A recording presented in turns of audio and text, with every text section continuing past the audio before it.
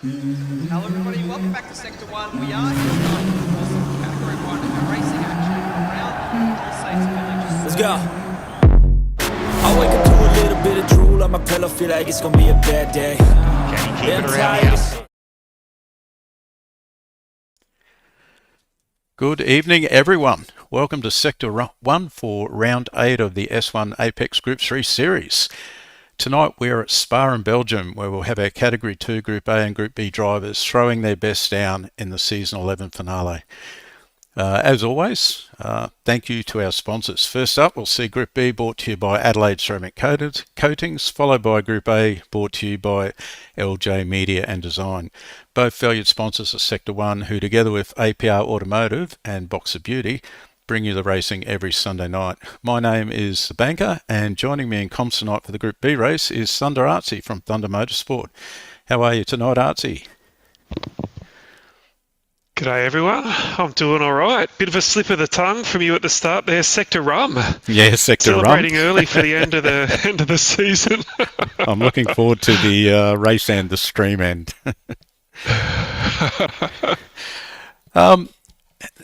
We've had the boys in their practice for an hour or so. Any insights from the practice or your thoughts on how things are shaping up? Well, the test starts have looked really close, actually. We've had Carbon Boy looking strong as always. My guy Malevolent looking really good as well in a couple of the test starts. So hoping he can pull off a podium for the last round. Yeah, absolutely. And we'll go through the race settings. It's a little bit out of the normal. So I'll just throw the track map up and we'll have a quick look at Spa. I'm sure most of you know, but it's originally it was 14.1 kilometres long, but in 1979 they cut it back to a more sensible 7.004 kilometres to be exact. 19 turns, including the famous turn 3, 4, 5 combination known as Rouge. And probably didn't pronounce that right, but there is one thing I know for certain: it's got a blind summit. So in traffic and fully committed, it's a fair bit of fun. Tonight is officially a dry race. However, given this track and where it is in the mountains, the weather can be unpredictable. And while it's not forecast, rain can happen quite unexpectedly. So tonight, mini enduro, short enduro format of 60 minutes, 10 minutes qualifying, tyre wear set at 3. Tyre compound, racing softs and mediums are available given our initial dry race status. It is mandated to use each compound during the race, and if the weather gods throw random conditions at us, a wet race is declared on the fly and drivers can use intermediate and wets as necessary. Fuel burn rate 4, refuel rate 3 litres per second, and we have a rolling start. So from our strategy gurus at Sector 1, we have the two strategies here. First one stop, either starting on softs and mediums, but using one of each compound. Bit of a fuel save required to pull that one off. Or alternatively, what seems to be the consensus is a 2-stop, starting on softs, finishing on softs, or 2 soft stints together. That's to capitalise on their initial lower lap times, but also would not be surprised. We've been to this track in seasons past and we have seen 3 stops well executed under our normal sort of 45-minute race distance. So who knows? Fuel management, it'll also come into play with the refuel rate balanced against the lap time fall off for a fuel save. So yeah, we'll see how that happens. Your thoughts, Artsy, on what strategy looks like? Yeah, it really depends on the car you're in. I can tell from personal experience that fuel saving in the McLaren is no fun.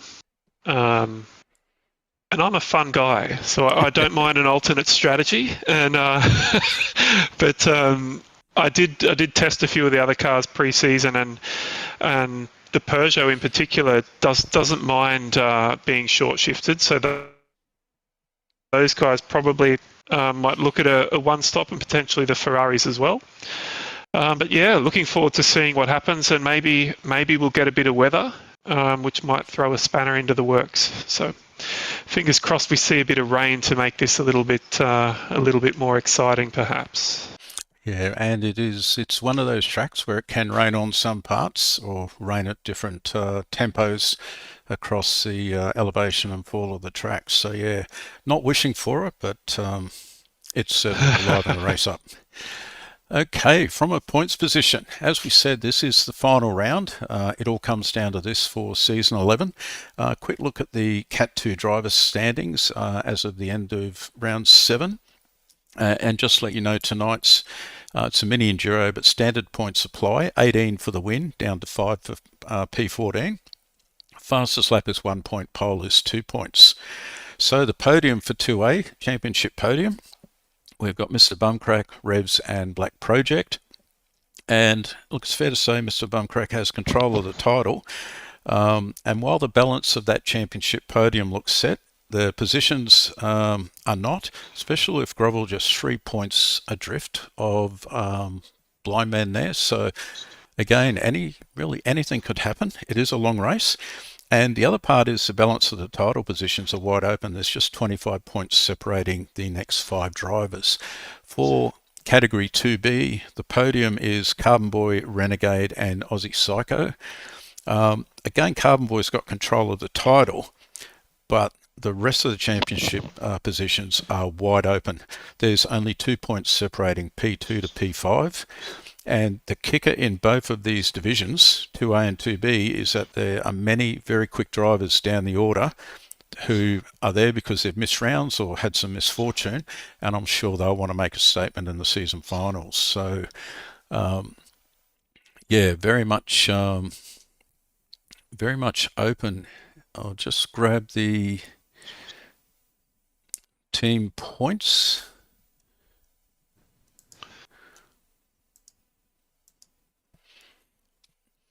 Okay, team standings. The championship podium so far is Kraken Esports, Jamco Racing and Dadson. It's also a very close teams championships, bearing in mind that we have 4 categories to race in round 8, so 4 races to go, plenty of points on offer, and the top 8 teams are only separated by 61 points. So this will go down to the wire as to who wins and where the teams finish. So that is it from the preliminaries. So I reckon, do you reckon the driver's ready, Artsy? Everyone's ticked in. We're ready to kick off qualifying. No worries. And Prue is in there, who we thought he was probably the last one that we knew were coming in late. So, and in S1 tradition, let's kick it off. What colour's the button? I think red and green, Christmas colours for the Christmas finale. Red and green. All right, if you want to give that button a hit, we'll get them on their way. And I will transition the screens as soon as we can get it.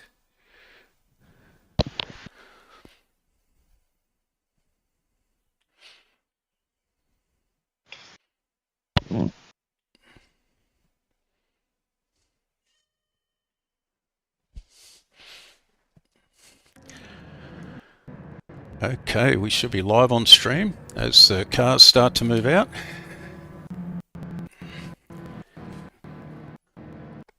We'll just let them get on track and see who we're following. It looks like Archangel is the first car in the queue, and straight away up through Erouge, not off the throttle.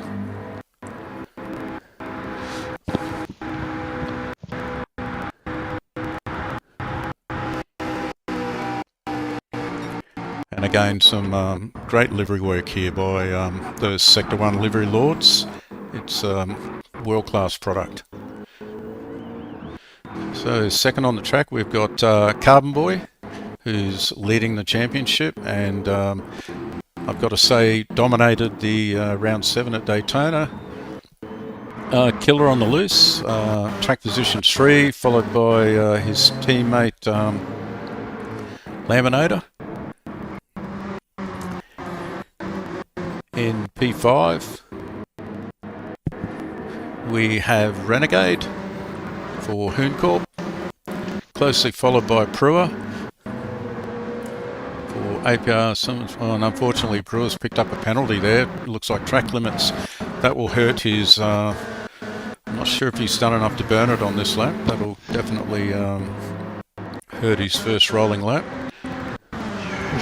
Yeah, that's rough. That's a rough start to his qualifying session. Yep. Daz for Doghouse in the NQ Party Hire. Peugeot. We've got Debrev in P9 on the track. That yellow and purple definitely works. Yeah, Daz is back to Wartime in P10. We've got Blue Dog 11th on the track, Malevolent 1 12th on the track, and Aussie Psycho 13th. So we'll just go back to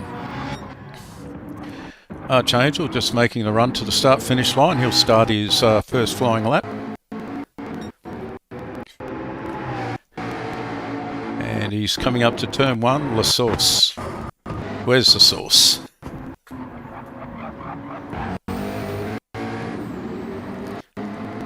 But actually, we'll show you guys early in the piece.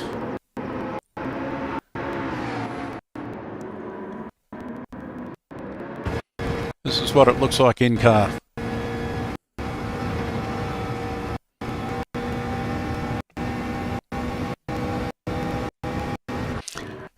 It's definitely a wild ride through there, and degree of difficulty increases with moisture.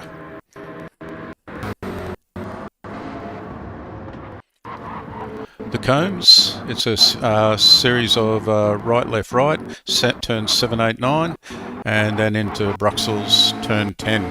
It's pretty much a 180 degree.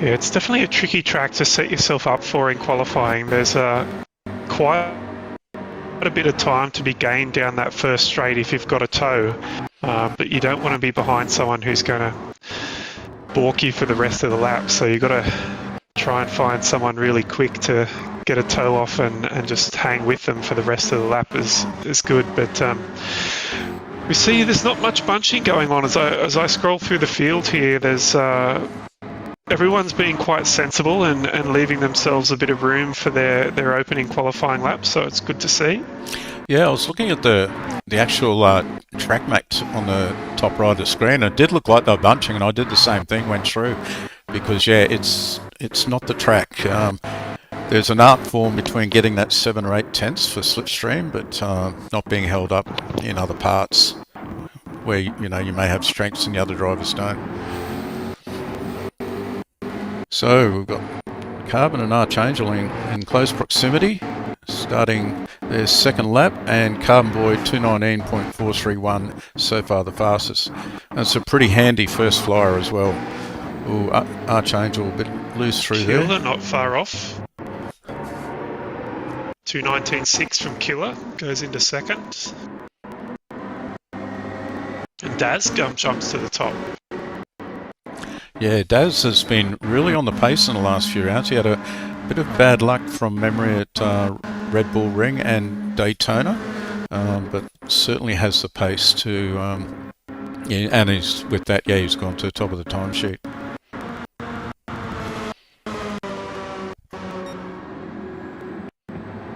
So guys in the chat, don't forget to hit that got 23 watching. Don't forget to hit that like and subscribe, and would love to see some tips if you want to take a trifecta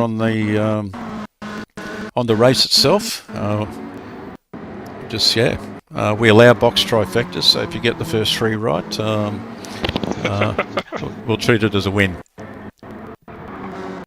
So we'll go back. I think Carbon Boy is first car on the track here.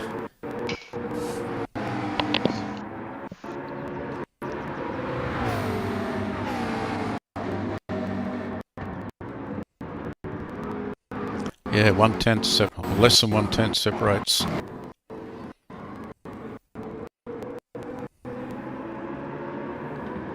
We've got less than 2/10 are covering the top 4, so it's nice and close. And Carbon Boy's 5/10 up in that sector, so he's definitely not leaving anything to chance.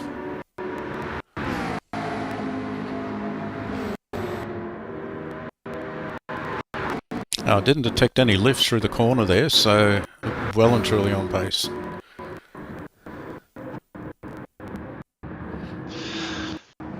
Malevolent's 4/10 purple at the moment. So we've got Carbon through at 2:18.765.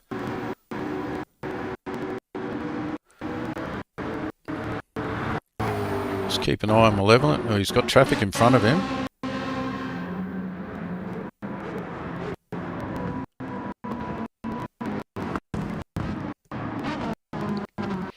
This is one of the hardest corners, I think, in Sector 1. If you get it right, it's sweet, but it's so easy to get wrong. Malevolent up to 3rd, Aussie Psycho into 2nd, and the Good Doc into P3. And from memory, that's your championship podium, so...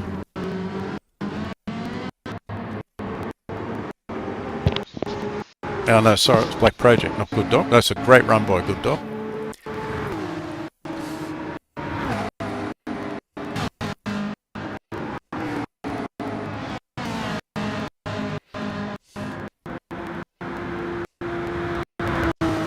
Malevolent one picked a penalty up there. I think that was track limits on the inside of your Rouge. Up at turn, I think it was turn 4, he's just clipped the limit. And unfortunately he was quickest up until that point. Let's have a look at how Daz is going. It's nearly 5/10 purple at the end of the Kimmel Straight.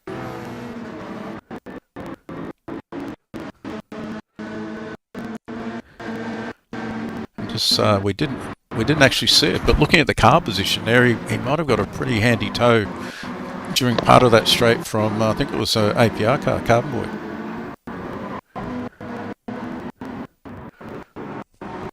Oh, we've got a car off there. Blue Dog on the grass. I think he's just giving way to the other drivers. Just see how Daz goes through the next split.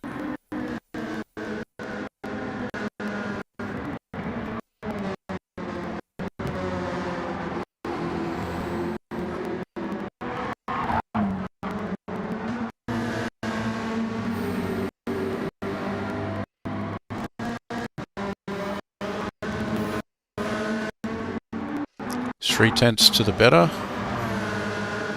Looking good. Those Dadson cars have looked good all season. I really liked their retro round livery of the old British touring cars. Peugeot it was really good.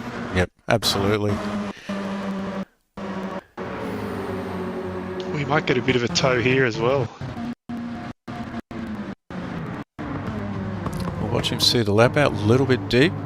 This is so tricky, this corner.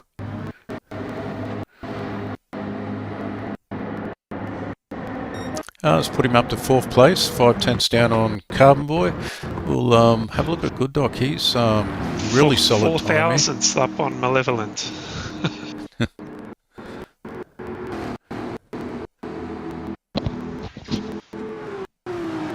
I think Good Doc's rolled out of this lap. Yeah, he has.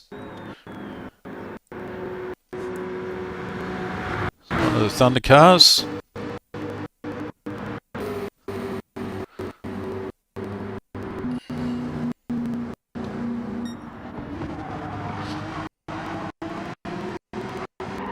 We'll have a look at Malevolent's time through the next split.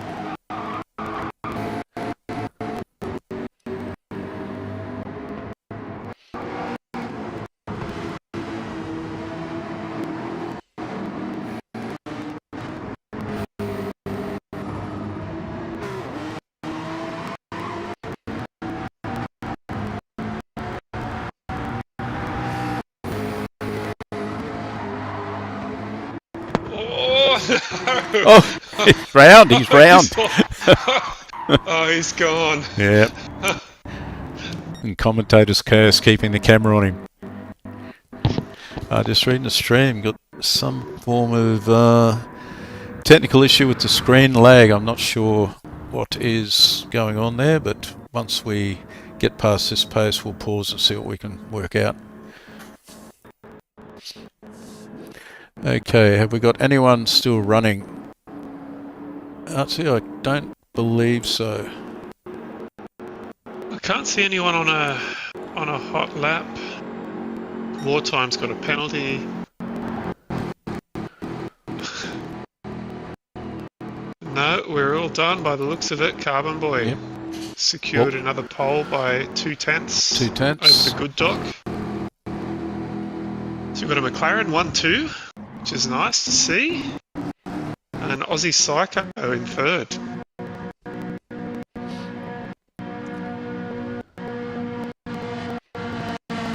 First of the Ferraris. And a Peugeot in fourth. Not sure what Malevolent. Actually, yeah, that's a. Oh, I don't know. Mental blank.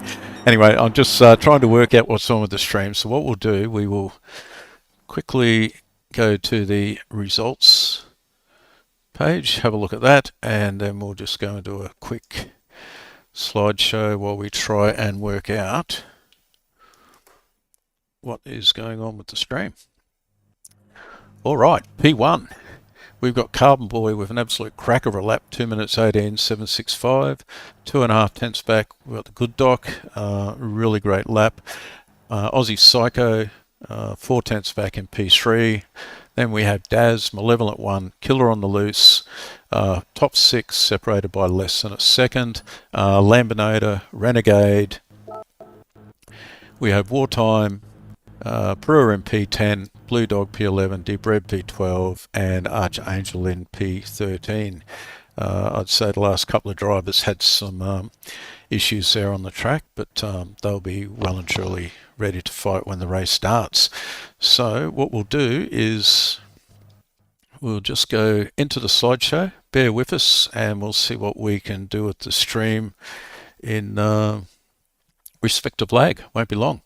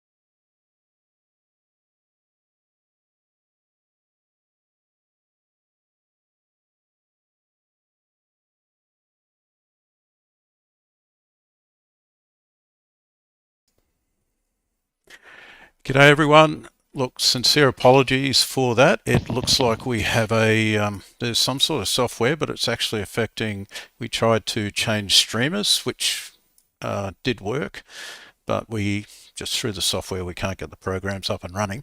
So what we'll do, we'll run with this. Hopefully the different fixes, we've tried everything from turning it off to almost deleting programs. Hopefully it's not going to be as jittery or as laggy that it was doing. And the good news is we're ready to race. So let's get stuck straight into it. Artsy, if you can hit that. Boom. Boom. It's done. Trigger is pulled. So just a reminder, we've got Carbon Boy, Good Dog, Aussie Psycho and Daz are the first 2 rows on the grid.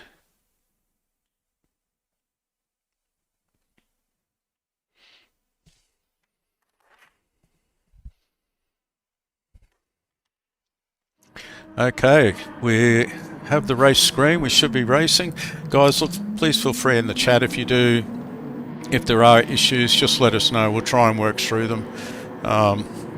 It's probably a better alternative to do this than not to stream, so the drivers get a fair bit, and team owners get a fair bit of exposure.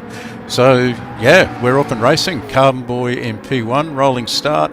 15 metres have sort of made this first downhill corner a little bit easier, but then the fun starts through a rouge.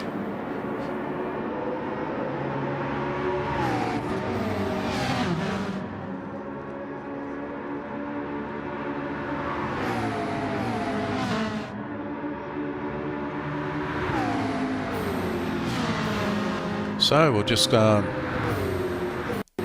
through the order. We've got Carbon Boy in P1, Good Dog P2, Aussie Psycho in P3 with Daz all over the back of him. You can hear those tyres protesting. Daz, level at 1.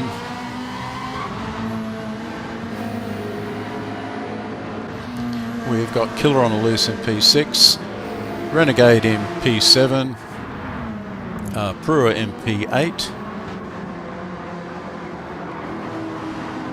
Followed by Wartime, Blue Dog, Archangel and the Brev.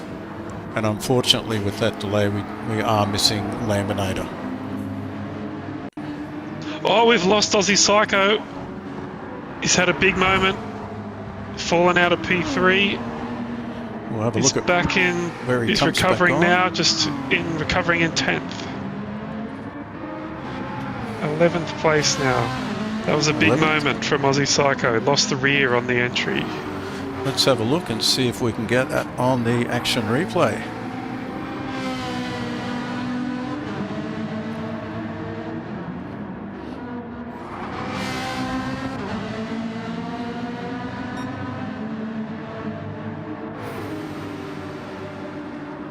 And why am I surprised it's not working?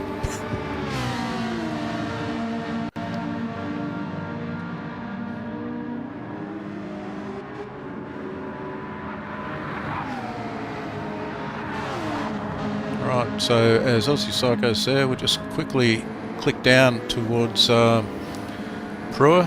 He's made a little bit of inroad onto Renegade in front.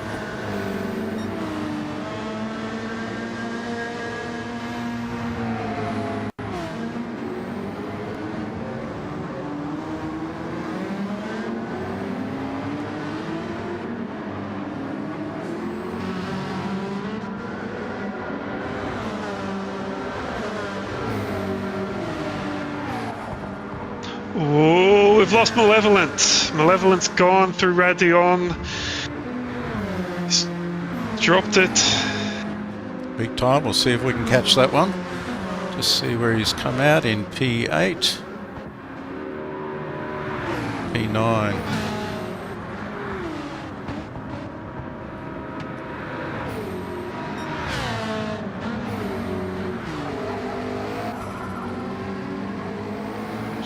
Yeah, that's unfortunately not going to show it, so we've been plagued with OBS issues tonight.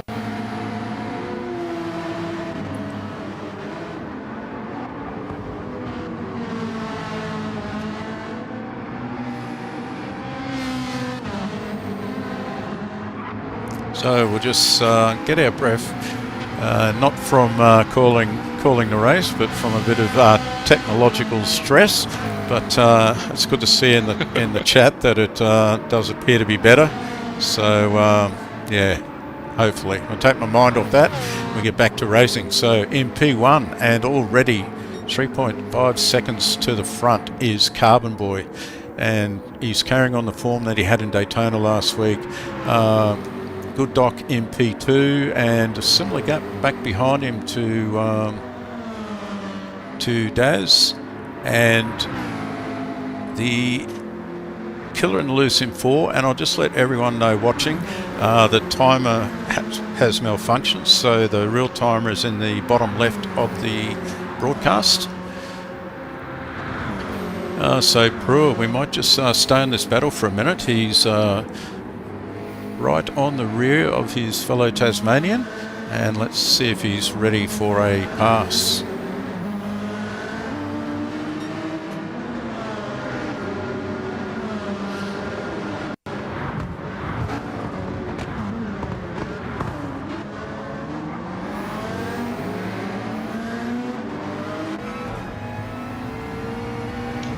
This is what it looks like downhill in close proximity.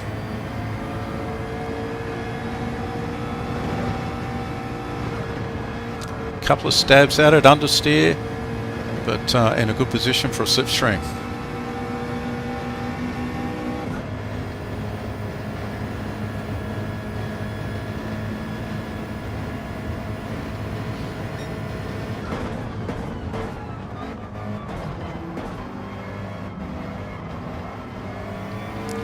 He's certainly giving Killer a hard time, a little bit of bump. Oh. And oversteer out. We'll go back to the overhead view.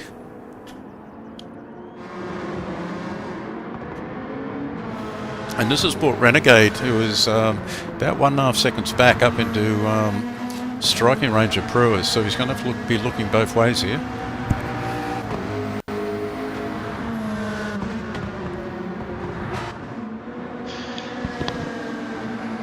Just 6 minutes in, we'll just go down and have a look at the gaps with the rest of the field. So with Renegade, he's second to the rear of Brewer, and we have him about 1.6 seconds up on Wartime.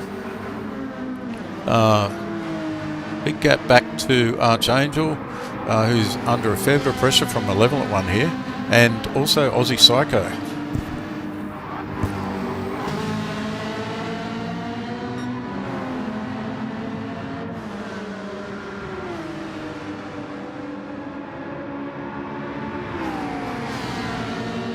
You saw Aussie Psycho quite wide there, using all the track width and then some. He was pretty wide, wasn't he? Yeah, but there's no invoice there. He escaped a penalty though. Yep. He might have practiced that corner.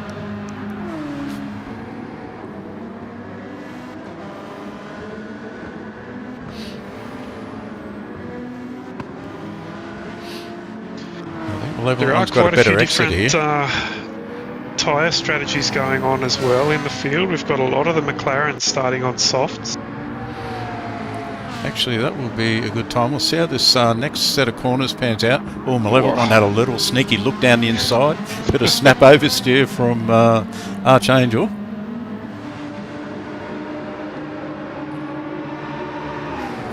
Well, like I said, Aussie Psycho is there to pick up the crumbs. Yeah, this will get really interesting.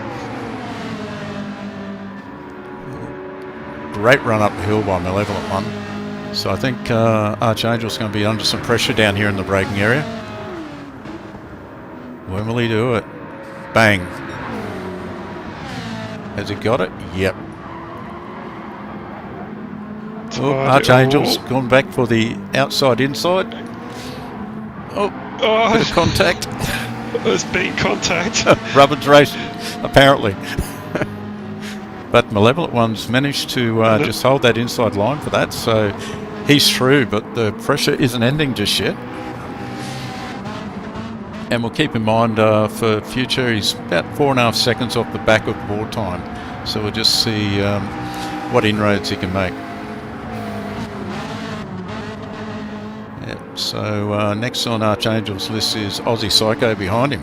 So what we might do is we might go back to start with Carbon Boy, who's now 7 seconds up the road, and just do a tyre and fuel update and start seeing if we can get a handle at the 9-minute mark on where strategies are sitting.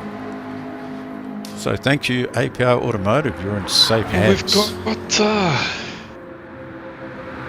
Carbon Boy starting on the softs, and he's definitely revving it out and going full send. So he's used about 33% or so of his tyres, and pretty even wear all round. The Good Doc is the same, but has quite a bit more fuel than Carbon Boy, so he's doing a bit of conserving by the looks of it. And as we look on board with the Good Doc, you can notice a bit of short shifting there, so he may make up a couple of seconds in the pits. Daz is on the mediums, pretty equal in fuel with the Good Doc, but obviously much less tyre wear. The other Peugeot behind him, Killer, also on mediums and a similar tyre wear.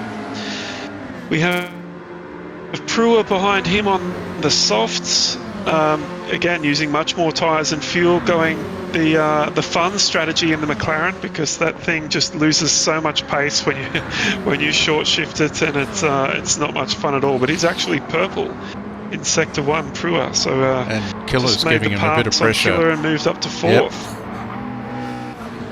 Yep. Okay, so Renegade behind him. Renegade again on the mediums.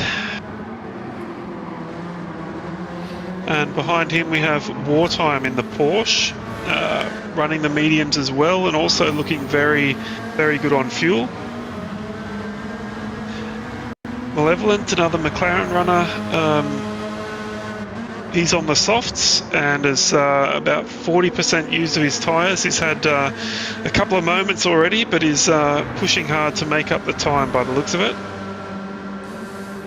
Archangel is the only McLaren runner on the mediums, and he's probably the most fuel compromised of the field at the moment, with less than half a tank. That Ferrari of Aussie Psycho on the mediums and looking very, very good. He's probably, I'd say, the best in the field in terms of fuel usage. Then we have Debrev on the mediums, and Blue Dog as well on the mediums. So quite a mix of tyre strategies. We'll see how that plays out, and when those McLaren drivers on the softs decide to pit for that first stop. Yeah, so the one stoppers, we really need to see them get around that 30-minute mark. It'll be interesting. So we were 10 minutes in and you were saying softs around 33%, so that is possible. But looking at the fuel, it seems like some of those guys on softs are going for the fun factor 2-stop, by the sounds of that. So yeah, it looks that way. Yeah, so all right, let's get back into it and where they are. But yeah, look, Carbon Boy, well, I must say, in the last 2 laps he hasn't made any other gains. That could be just sort of he's made a gap and switching back, looking after his tyres, getting his fuel settled, I should say. With Good Doc, he's now under growing pressure from Daz at just on 6/10, so we might just stay on this battle from Daz's perspective and just see where it ends up. But yeah, 2 very different cars, 2 very good drivers. So, and we had Daz on medium and Good Doc on softs. So yeah, 13-minute mark. Maybe those mediums are just coming into a bit of a sweet spot. Yeah, Daz has made up a couple of tenths the last few laps. Maybe those softs are starting to go off a bit for the Good Doc. Yeah, and Good Doc does seem to be on a bit of a fuel strategy there. Just he's probably one of the best in the field with it. So, you know, it's one of those ones, if he's running to his lap times, and if you have a look at that, pretty much 21, 22, low 22 again, dropped into 21s compared to Daz is straight 21s. Good Doc's running to a set of numbers. He probably will let Daz go here and, you know, fight the strategy battle rather than the on track and burn up his softs.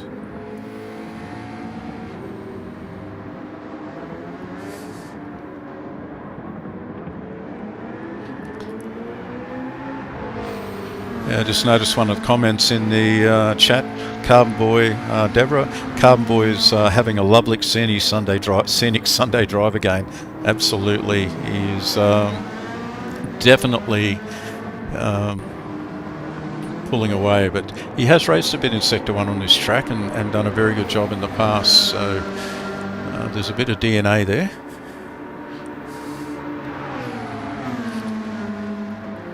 We'll just drop back. Looks in this battle 4th, 5th and 6th. Looks a little bit interesting. So these guys, we've got Brewer in P4. So he's a soft runner with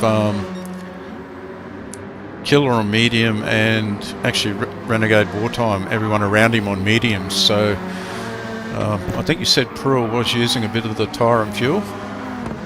So these guys might start to make some inroads.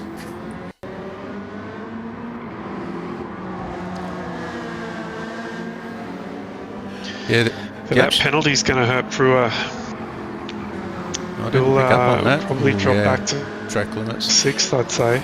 There's actually a spot on this track, and it's about now where these cars are. Oscar, just a bit of a random info, Oscar Pastari, he turned his car around there, and you can actually see the house at the top of a Rouge up on the hill in the back, just to, in real life, how big that rise and fall is on the track. It's quite huge. Didn't actually stop a racing car, he stopped a McLaren, just an ordinary McLaren.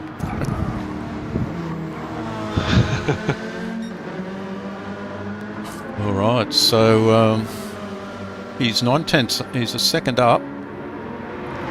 So what's your prediction on the penalty burn? Oh, I think Killer will get him. No, he's held it. Oh, this is hard. This will be hard going into this braking area. It's going to get very interesting. Almost 3 wide at one point. Oh. Shut that gate. Brewer's a bit loose on the exit. I think Killer might make a move into turn 1 here. Yep, he's already positioned for it. Moves to the inside. Go down into first gear through here, I think. Oh. Yep. Brewer holds on. And Renegade with a better run out of turn 1. Takes 5th place. Yep. They're going to go side by side. Oh, that's brave.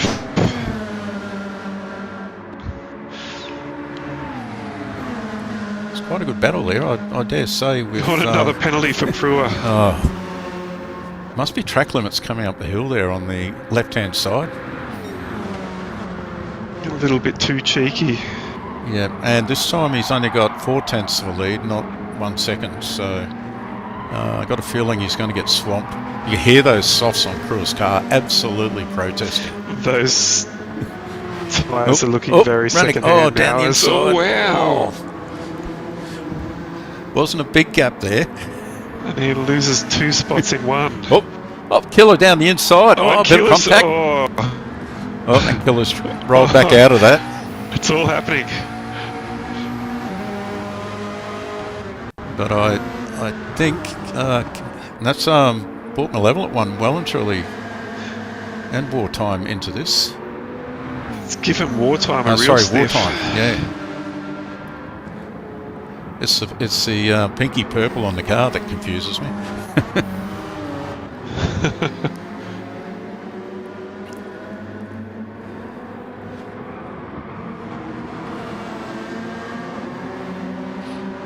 Well, let's see how this turns out. Half the gap of the previous, so he's coming into it. Yes, he's pulled. Oof, drove through. Renegade goes past. And I think Killer is going to have a roll here to into the braking area for the final turn, the chicane. Oh, Ooh, he's going to get another penalty. penalty. Through there, absolutely. There it is. Yeah, That's a rough 3 laps for Prua there. that's right. He's burned 1.5 seconds out. I actually thought that was a 1 second penalty around that corner, but he's been very lucky there. It's inside line.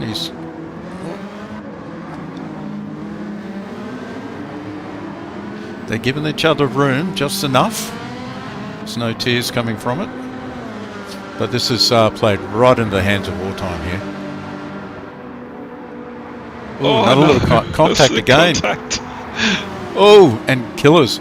That could be a penalty there. Yep. Brewer's. Killer had to straight line it, I think. He might be okay. Sometimes the game can be a little bit lenient on you if there's a bit of contact leading into there. Yeah.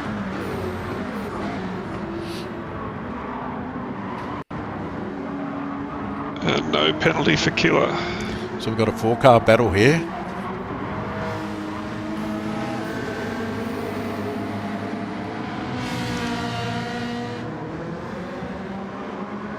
And so with Wartime, look at that for consistent lap times, just all in the 22s.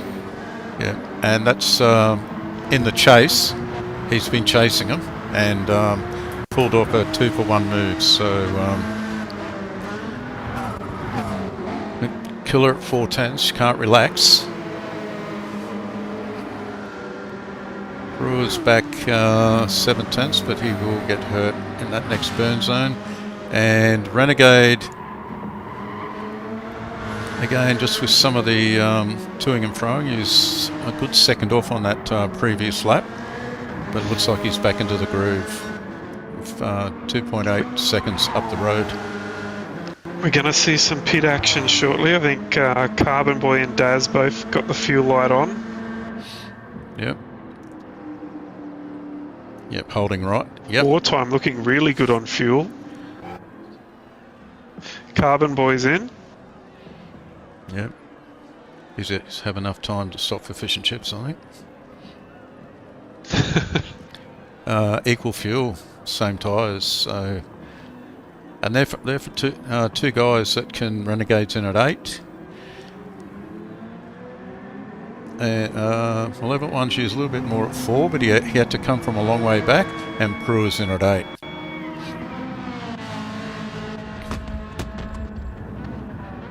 So switch out to Wartime. He's still under a bit of pressure here from Killer. So going down the hill, the gap is 6.5 tenths. Where is it at the top? A little bit of plank wear there on Wartime's car.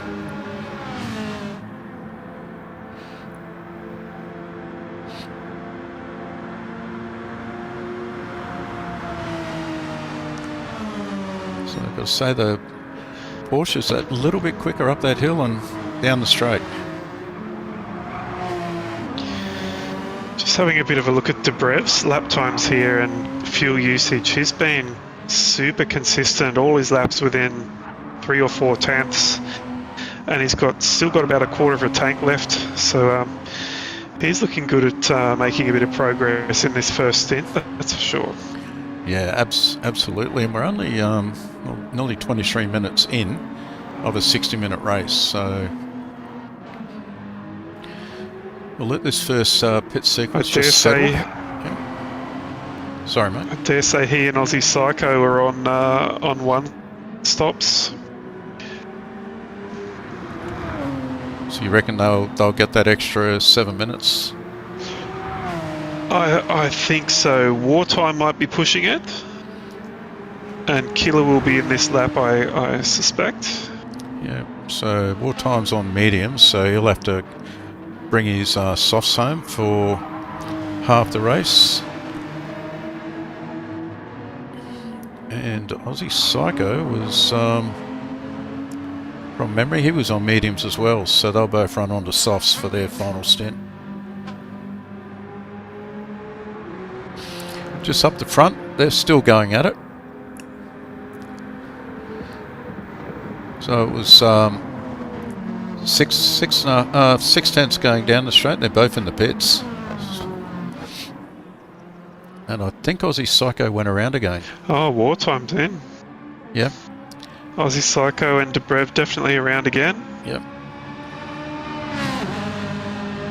So Wartime's pulled an extra lap out.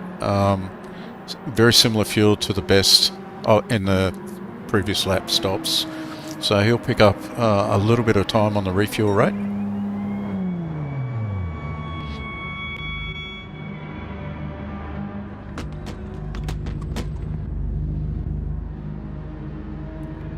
So something I didn't look at before, but yeah, do they run full and go for a shorter time on softs, and then change strategy up that way? Your thoughts, Artsy? Let's have a look. Yeah, I don't think they're going to run a one-stop from here, so it'll be a real challenge. Personally, I'd be short fueling it. And Killer's short fuel to 76. Killer's short fueled, yep. Yep. I mean, it does come back, but it does give you track position and lap time. And we'll just see where Killer came out. So he's come out in clear air. So where he's, half a second fighting with Wartime, he's now got a big gap either side of him. So that could play some benefit in overall lap time.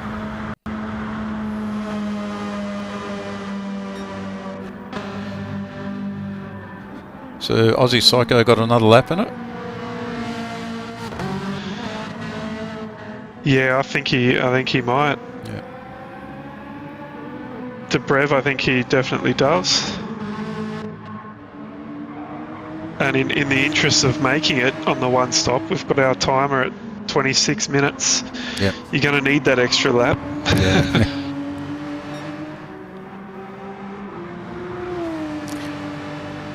Yeah, I'm just looking at the. So say the difference between. We'll go back and pick up Daz's lap time. So Daz is running 221s, and sort of only 221s, a couple of 23s in there. If you look at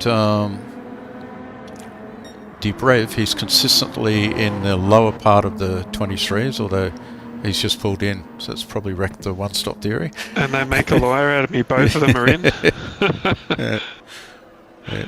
Yeah, pull the trigger on that. But again, that's an impressive fuel save. That will gain them time.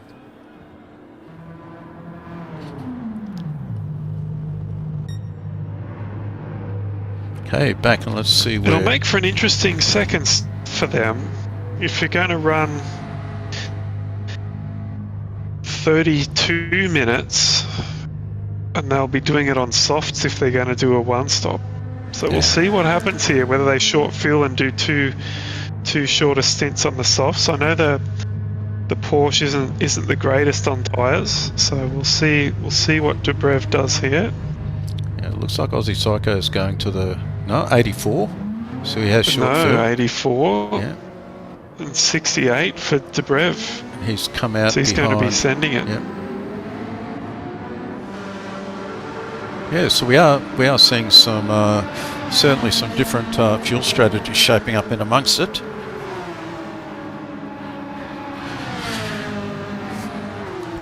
So now I think we've pretty much got. I'd be correct in saying we've got everyone through their pit stop cycle.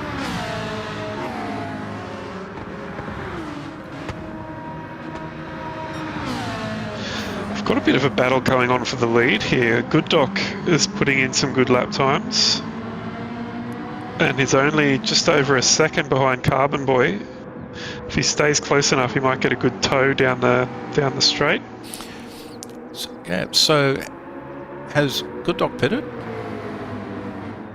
He has. Yeah, and did they take on a similar fuel load? Because he's made up about, unless Carbon Boy's had a mistake. No, because he was to the arrears by about 9 seconds.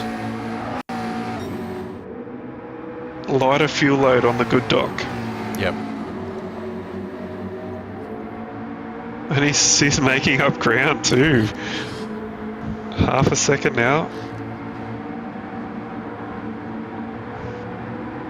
Oh, this is good stuff. I'm doing it easy too. Wow. Oh, he's gone around him.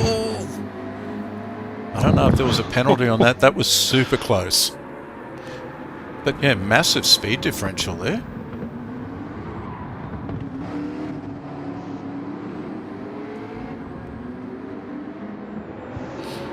Already 3 seconds up the road.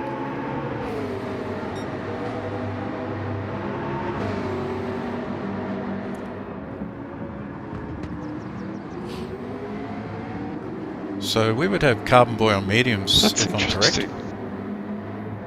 No, he's on softs. So it looks like he's doing the first 2 stints on softs and then finishing on mediums. And the same for the good dock. Good dock. So good dock will come out. He'll have a longer refuel time, but they'll both be coming home on mediums. So if you can get up the road to the tune of about 9 seconds, that brings the two of them out pretty close.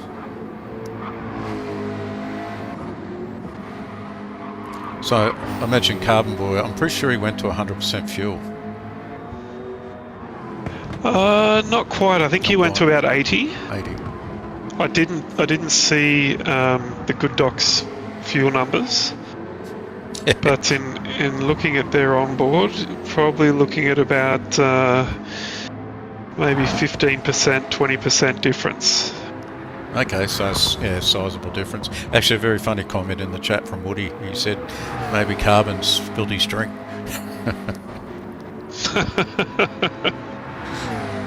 The frozen Coke's gone.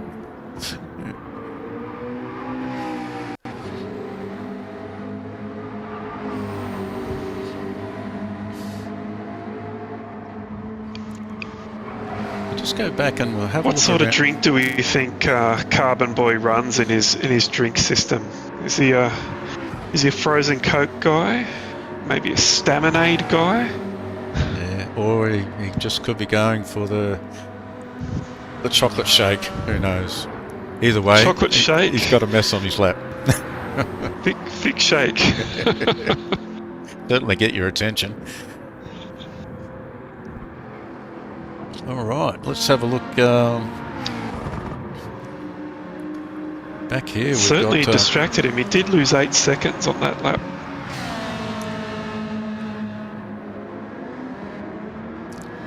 So you've got Wartime and Renegade. Just check that gap. Yeah, there's a lot of time difference there, but I think he's sort of holding it now. But yeah, he doesn't want to let him get too far down the road because that refuel differential will come back. So we've got Wartime 1.3 to the back of Renegade, accordingly 1.9, nearly 2 seconds up on Aussie Psycho. And let's have a look at where Killer's sitting. He's got a really sizable gap either side. So, and you look at those lap times, I think that's pretty much the best we've seen.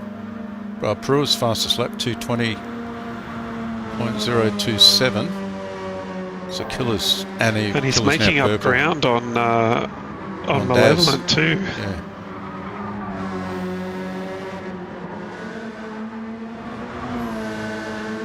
Yeah, so so we just look at that 22 at 20. He's purple at the moment, compared to Daz in front at solid 21s, mid 21s. So Killer is a bit of a mover at this stage. Same with Brewer. And we're past the halfway mark. Oh yeah, Prua's right on the back of Malevolent. I think he'll make a pass in the next few corners, I think.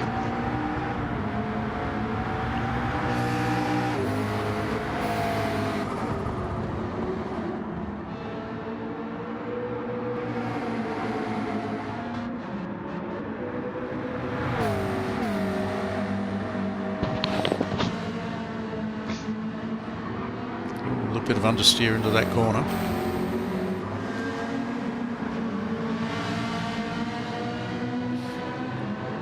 But I must admit, it's been good to see while we've got the different makes, they've all got their different strengths and weaknesses, how they have balanced out over the season.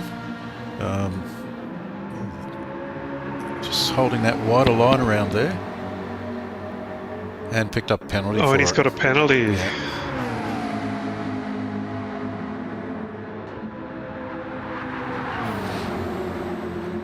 Actually, Brewer might have clipped one there.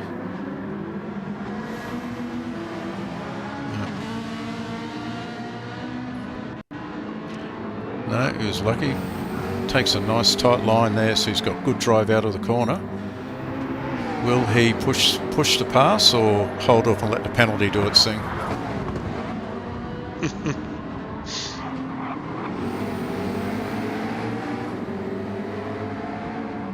Looks like Carbon Boy's composed himself and he's purple and making ground back on the good dock.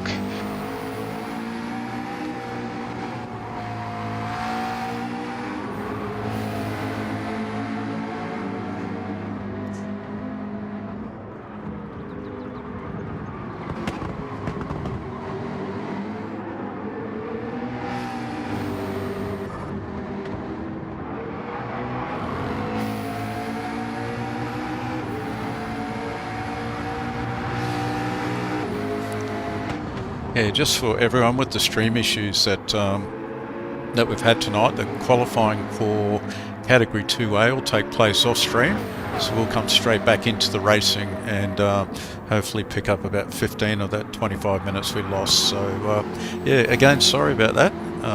No idea why software does what it does. But back to the racing. Carbon is now 4/10 behind Good Dog. So I think he wants that position back.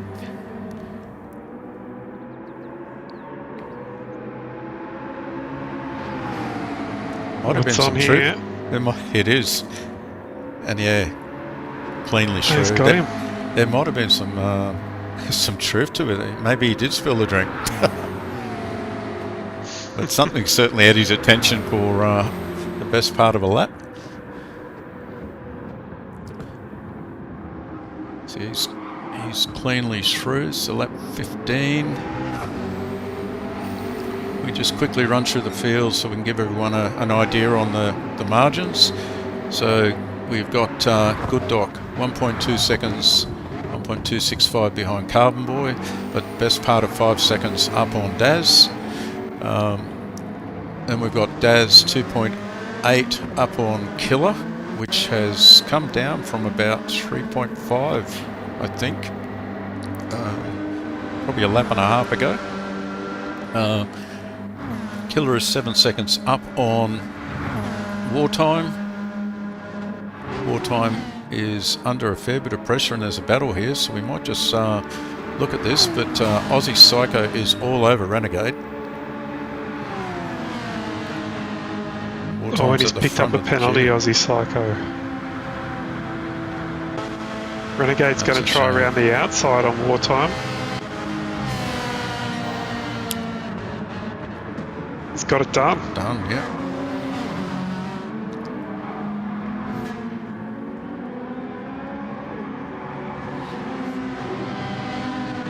So Wartime got an answer coming down the hill into the left-hander.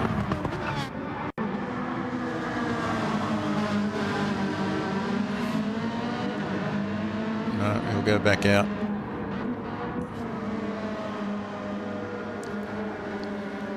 Good little battle this for 37 minutes into a race.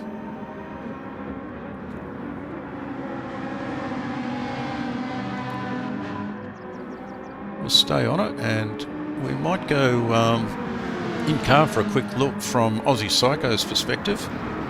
He's just he's got that penalty to burn.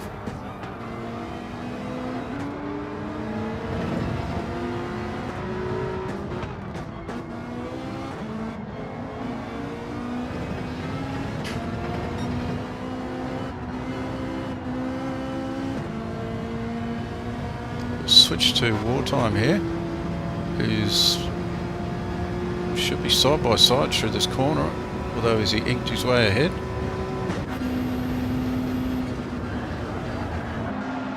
Oh, a bit of a hip and shoulder from Renegade. I could not see anything in the mirrors of either car there, so yeah, that was brave. Fastest part of the track, or one of the fastest parts.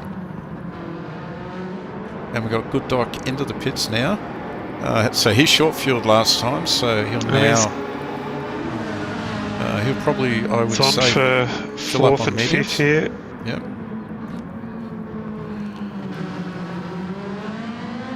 Oh, good tight inside line there by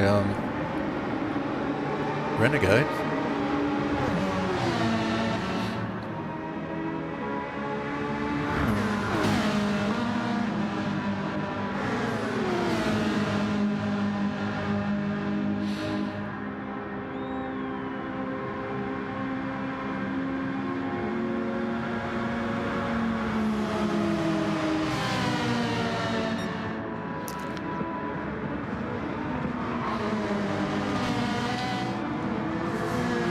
Must be so tempting at times not to pull out and have a dive under brakes there, but that corner rapidly approaches. It really does. That the turn 7, 8, 9 rapidly approaches, and it's easy to go deep. Battles on now for 7th and 8th with Malevolent's medium tyres coming. He's dropped it! Oh no! We will try and have a look at that. Just catch what position he comes in on. P9. Actually, it'll be the replay, but we should see it. It says tyre and fuel update, but you know what I mean. Let's have a look at it. Oh, he's just he's gone a bit wide, caught the green, and that was it. That's all it wrote.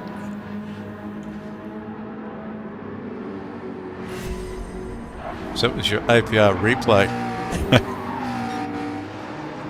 Oh dear. One of those nights.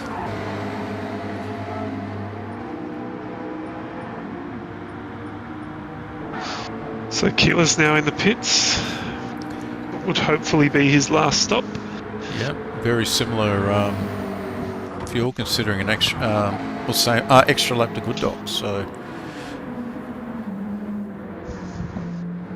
just have a quick look at. We've got Malevolent 1 into the pits, which when you make a mistake like that, it's probably a good call. He'll have a short refuel time and come home on mediums. So he might pick a bit of ground up here. Blue Dog in at 4%.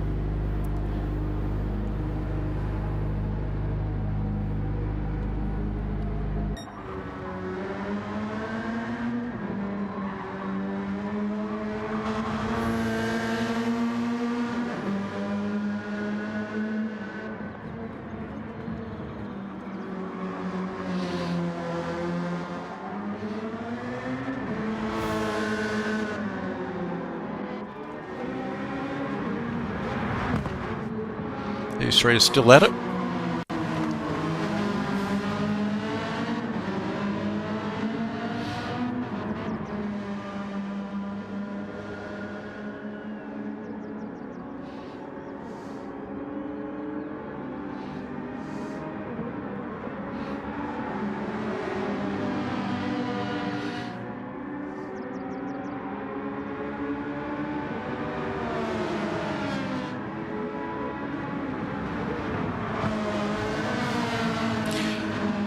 See, how's the fuel look between these three? Do you reckon they'll have equal fuel run in the pits? Oh, no. Wartime and Aussie Psycho have over a quarter of a tank left.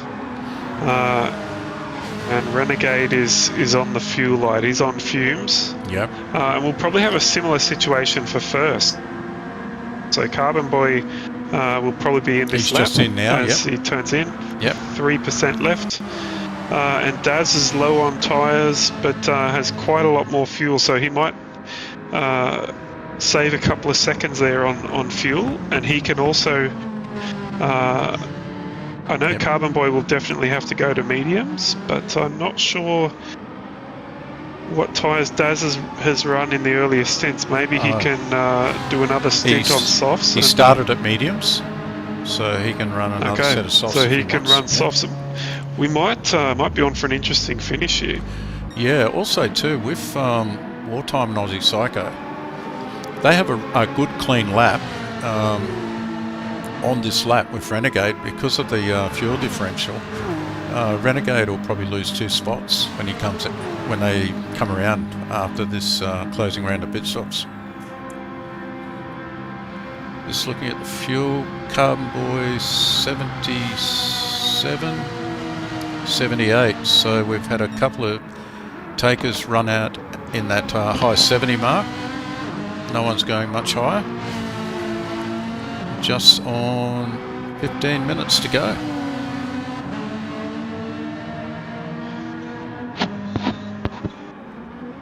So Daz has made up 2 seconds or so in the pits, and he's on softs, and 6.8 behind Carbon Boy. So we'll keep an eye on that gap, see if he closes it down over the last 15 minutes.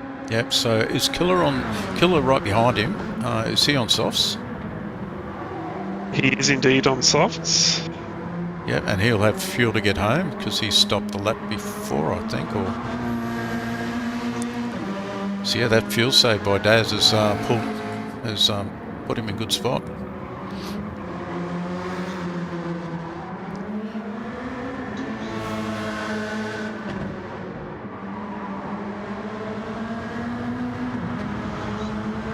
Let's go back, and Debrev's on his out lap. Really consistent times there. Brewer on an out lap. We know Malevolent one is. We've got Archangel. They're back together again. Yep. Blue Dog, how's he sitting? He's pitted, so he's... Yeah, he's on softs and got fuel to get him home. Yep. And Aussie Psycho last to... Wartime. Or Malevolent's making a dive on Brewer around the outside. Will he get it done? Thinks better of it. B9.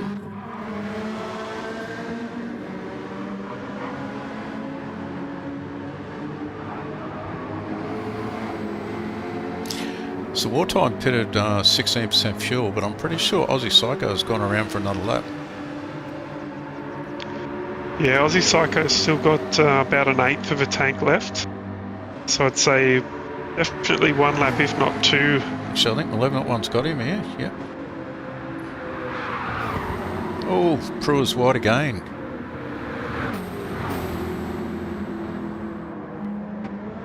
He's picked up the penalty. I was almost going to say very fortunate, but yeah, the wrong part of the track there.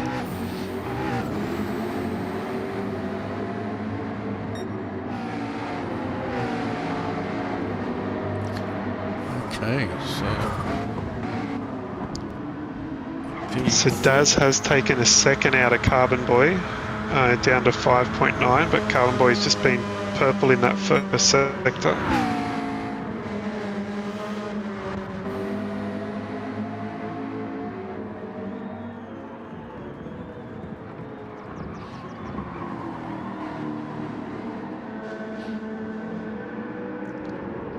let's have a look at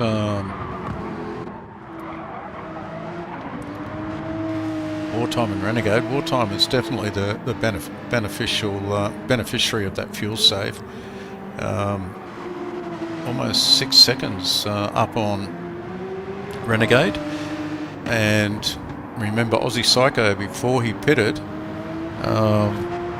before the other 2 guys pitted, was actually in front of Wartime and Renegade. So it'll be interesting where he comes out at. Quite potentially P8, just in front of Debrev.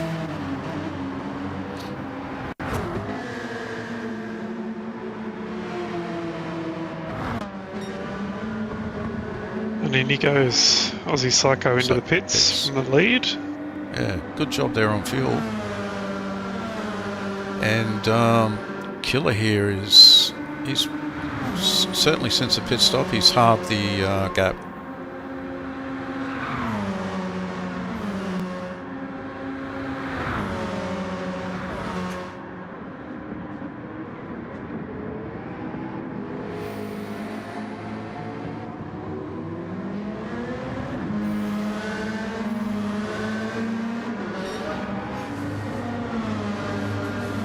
Daz with a personal best lap, and he's closed that gap down to 5 seconds now to Carbon Boy.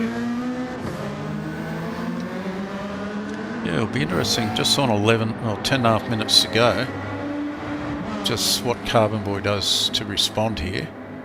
He was quite strong in that opening part of the race against every driver. As the boys have got their eyes in and the fuel strategies played out, that gap is certainly reduced. Daz is purple in his chase.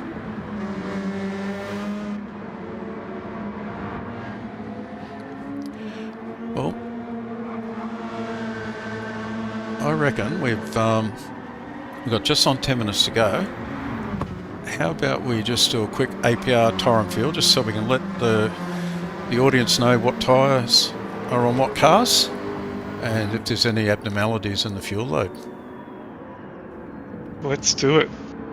So we'll start with Carbon Boy out front on the mediums and half a tank of fuel left, being chased down by Daz on the softs, also half a tank.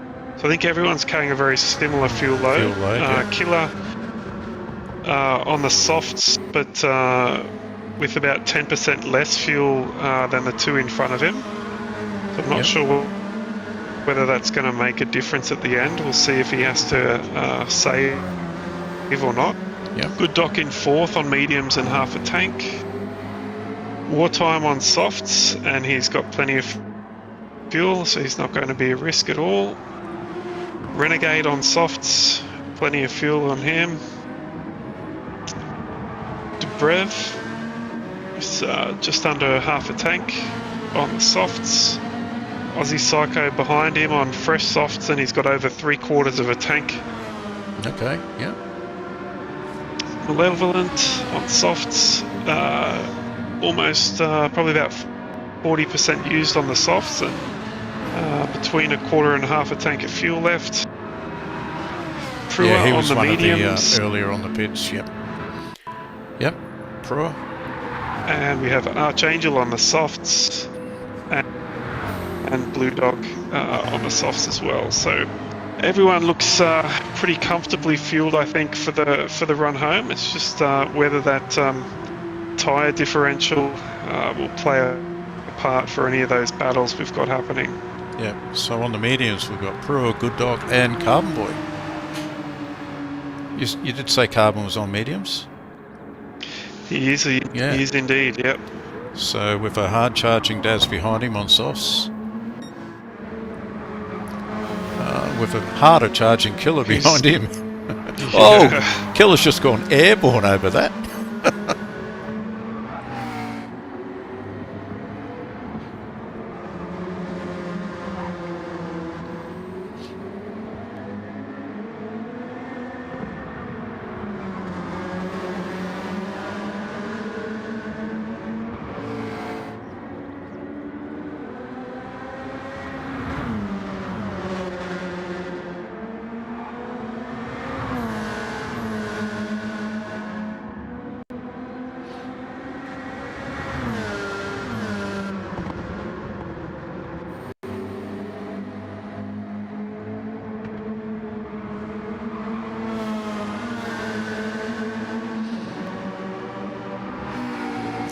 Yeah, Carbon Boy is just slowly edging that gap out in the last lap, bit over a second to the advantage. Yeah, he's pulled it back out, hasn't he? He was under threat for a while, but his mediums have come on, and he's found his pace again. Yeah, Good Doc's down into the high 2 minutes 20. As Malevolent post fastest lap, 2:19.89. 8:97. It's that was his move to softs and slightly lighter fuel, but that's a really well done lap. Yeah, Good Doc is there in P4, but he's got a really good buffer behind him. But that said, he has got killer in his sights, and being on mediums, maybe don't know if there's enough time left for the mediums to sort of, you know, come into the sweet spot over the softs that we'll be wearing, but he's there in the fight. Wartime, probably the biggest gap he's been in all race. 8.5 behind Good Doc, 5.6 in front of Renegade. Renegade at 2.5 thereabouts, up on Aussie Psycho, which we thought might be the case as he run long. Another 3.8 seconds back to Malevolent one. We'll keep an eye on that gap. Malevolent's 1.482 ahead of Debrev, who is nearly 10 seconds ahead of Brewer. Archangel. Brewer and Archangel in a bit of a battle here. Yeah, he's just 5/10, and I don't recall it being that close when they did leave that pit sequence. So either something happened to Brewer or Archangel's been catching up. That said, Brewer is a medium runner. 2:28 last lap from Brewer, so there must have been a mistake in there somewhere. Yep, and But it's we have Blue under Dogs. some serious heat now. Yeah, sitting Archangel on the softs. just sitting back in P12.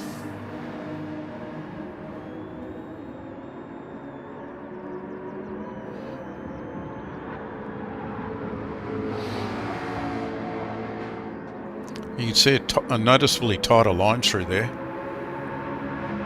Softs versus mediums. Oh, has he gone deep? Oh, yeah.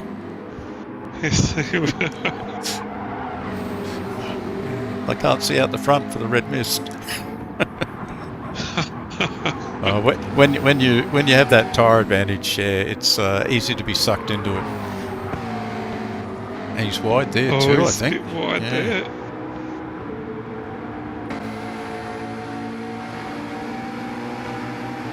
You can just see that's cost him nearly 0.8 of a second, those two little errors.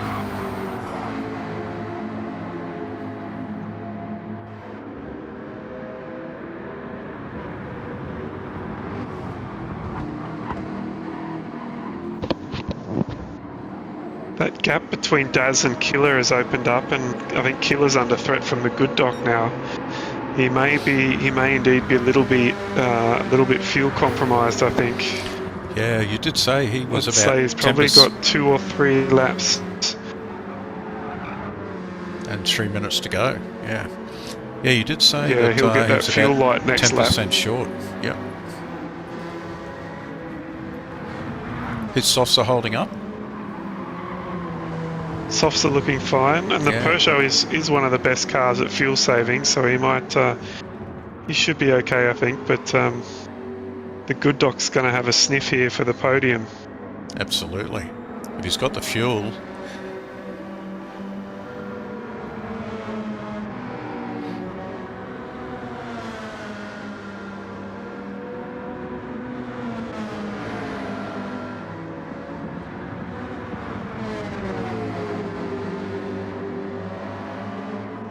Right, we're starting to get into that faster section.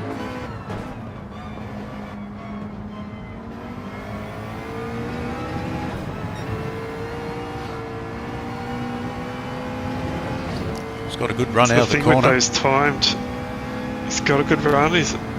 Oh, bit of a check up there. Oh, very hard through this corner, so close. Is he going to have a go under brakes here? I think he will. No? Yeah, just looking at that, they'll cross the line. Oh, a bit loose. A minute and a bit to go, so So the fuel lights on for Killer. This will probably be Yeah. their last lap.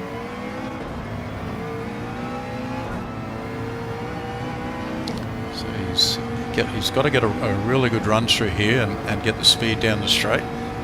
He showed that he had it previously. So what can he do on camera? Killer got a really good run through there.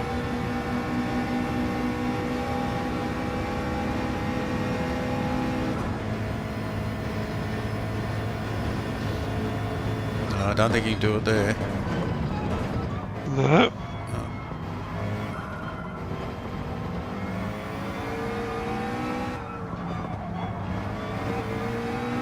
Nothing between them.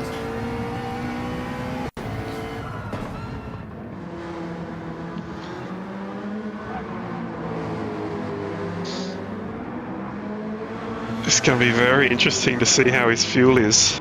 It's looking very low.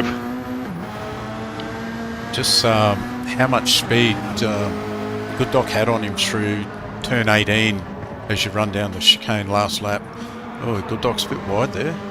Oh, Good Doc's wide. Yeah, that's certainly burnt some time. And it is the final lap. We just quickly go. So Carbon Boy's a fair bit up the road, so we might just stay back on that battle with Killer. No, Killer's he's done a really good job there. 1.19 seconds. That'll be enough to hold it. So Carbon Boy comes into the last chicane. Yep. Commanding drive, back at 9.6 seconds. Well done, Carbon Boy. Great win and Good provisional drive. champion, I think, based on the maths that I'm not good at. So we've got Daz, well-deserved P2. Done a really good job all race. Oh, Killer's had a moment. Is Oh, Good Doc going to get him on the Who's line? got it? Good Doc. Yes, he did. Wow. Wow. 0.027. And we've got Wartime across in 5th. Aussie Psycho in 6th. He's improved 2 places since his pit stop. Renegade in P7. Debrev coming around. Really solid race. P8. With Malevolent 1 in P9. Holding off Prua. I think he's out of fuel. Holding off Prua in P10. And then we have Archangel coming across in P11. And closing out the field will be Blue Dog in P12, and he's banked a penalty on the last lap.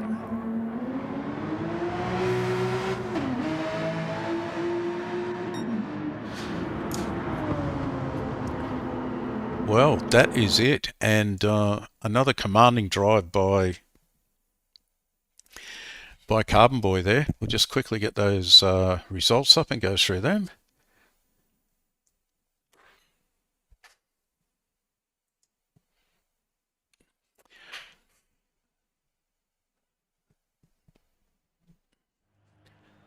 Okay, race results. After 1 hour and pretty much 51 seconds with a best lap time of 2:20.178, we have Carbon Boy in P1. Second spot on the podium, Daz 930T in the Peugeot. Just 9.5 seconds adrift for P2. Good Doc has finished the podium. I think a little bit of a mistake by Killer on the last corner, but Good Doc in P3, Killer in P5, Killer in P4, Wartime P5, Aussie Psycho in P6, Renegade P7, Debrev P8, and we have Malevolent 1 in P9 with the fastest lap, an absolute stonker at 2:19.897, Prua in P10, Archangel in P11, and Blue Dog in P12. What do you think of that, Archie? That was good. Some good battles through the field there. Everyone behaved themselves pretty well, and Some good consistent lap times. For me, it's hard to go past Carbon Boy for driver of the day. I'd like to find out what happened on that lap where he lost 8 seconds, whether there was a milkshake incident or something like that. But we'll have to get in for a post-race interview and find out the story behind that. But for me, I think driver of the day for me was Daz. He had a quietly solid run. He gave himself a chance there at the end on the softs and was making up ground on Carbon Boy and kept it interesting. But also Good Doc and Killer, they put on a good battle all race long. Yeah, absolutely. And look, any of those 4 names drive the day. I think I'm going to go with Daz. I agree with you on there. Just combination of the right tyres at the right time and a well-driven fuel strategy has put him solidly on the podium there, and a good haul of points for the end of the series. So with that, I'm pretty sure Carbon Boy is a provisional champion for Cat 2B, but as the results and we run through any events through this round, all the final placings will be celebrated at our results night in 2 weeks' time. So, but I'm pretty sure Carbon Boy had a stranglehold on that first place and some commanding drives, especially in the latter part of the season. So that is it. We'll quickly, with all the delays, we'll quickly get into Cat 2A. RC, thanks for race directing tonight, helping with the commentary. Much appreciated. We'll just go to a short intermission, guys, and then we'll get back with 2A as soon as we can. Won't be long.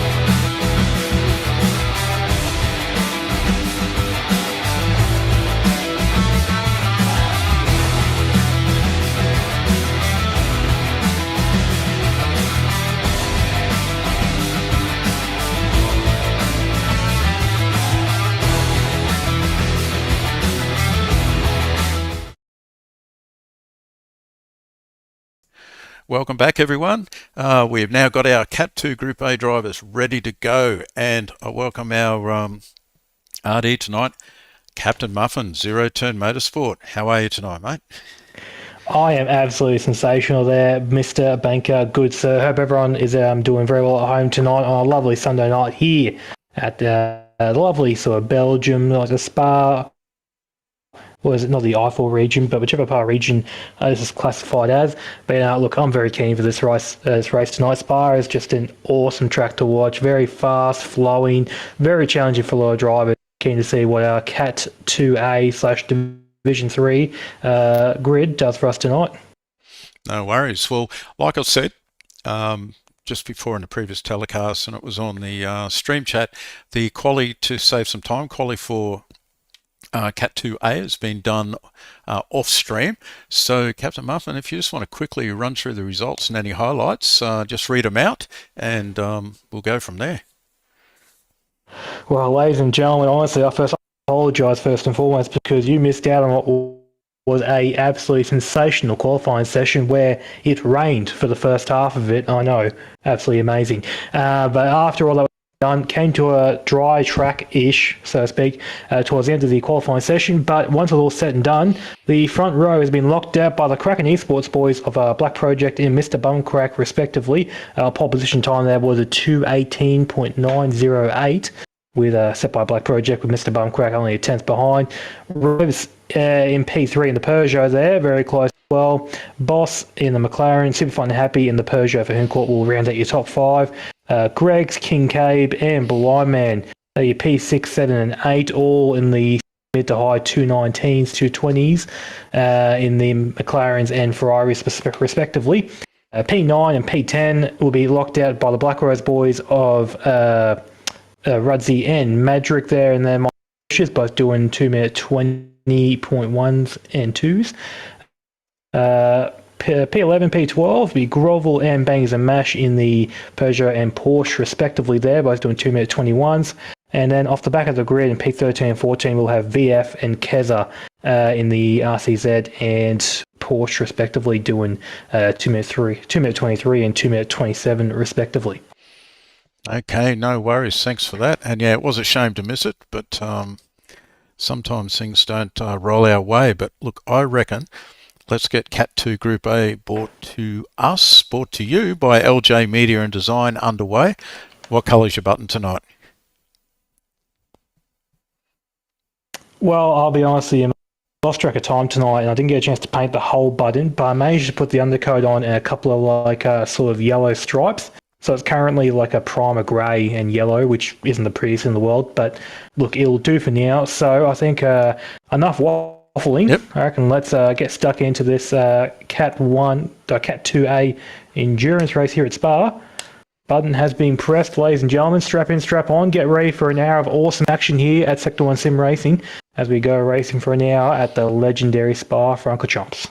Yep, and I'm sure at least all of us have had at least one undercoat grey car in our lives. Oh, it's raining. Yes, it is. It's raining here. Thankfully, it shouldn't be wet enough for an intermediate tyre, in my opinion. It's definitely going to be a bit sketchy for the first lap or two for these guys, but I cannot see it being sort of worthwhile starting on a anything but a dry tyre. Dry tyre, yep. All right, so we're underway here, ladies and gentlemen. Yeah, it's amazing how the weather at some of these tracks in the mountainous areas of Belgium and France and Germany are really impacted by the weather. I think for Spa, 50% of the month of November it rains at some point. Oh, well, yep. Lovely. Okay, well, we found it here, ladies and gentlemen. We picked a good day to be here. I'm going to have to double check here, but I think somehow Black Project has managed to jump the start. He's pulled 4 seconds in 2 corners effectively here on this first lap. I'm just looking at the start of the race there. While everyone else is still cruising at 80 k's an hour, Black Project just started. So I'm not sure what's happened there, whether it's a glitch with the our timing systems here or whether Black Project just somehow timed the rolling start right. But yeah, he's currently got near on 5 seconds to P2 after what's only half a lap. Yeah, it's hard to work out. I was just looking down through the rest of the field and there's not that sort of difference that you'd think 15 metres would would make. But I can tell you, I have raced Black Project here in the wet, or any form of dampness on this track, and he is dynamite. Yeah, he's very, very handy in especially in conditions that aren't favourable. Probably one of the best in the field. So yeah, it'll be interesting how the other drivers handle it. Yeah, I think definitely. I can see in the chat there that Nif has piped up, and yeah, look, I think Nif, you could be on something there. There definitely was something a bit peculiar about that start there from Black Project, but we'll let the stewards attack that one come the end of the race. I'm not a steward, I'm just a very excited man. We'll continue on here, ladies and gentlemen, with your Kraken 1-2 still leading the way. Black Project over Mr. Bumcrack. Mr. Revs in P3 currently, closely followed by the Boss at P4. Great job there from Boss there to get a nice little bit of clean air. Then you got a nice train here, P5, 6 and 7, a super fun happy Greggs and Kincaid, all jostling over that elusive top 5. And that was a good qualifier. Not too far away. Oh, sorry. Yeah, super fun happy. That was a great qualifying performance for him too. Yeah, very good job there. I think definitely the sort of semi-wet conditions suited him quite well at the start of the qualifying session as well as the race here. So great job there from that driver. So currently as well, just going through the grid here, we've had thankfully only one driver go for the non-dry tyre here, which I think we might go from early pit stop here to try and mitigate their losses, but no one boxes this lap, so I will I'll let that go.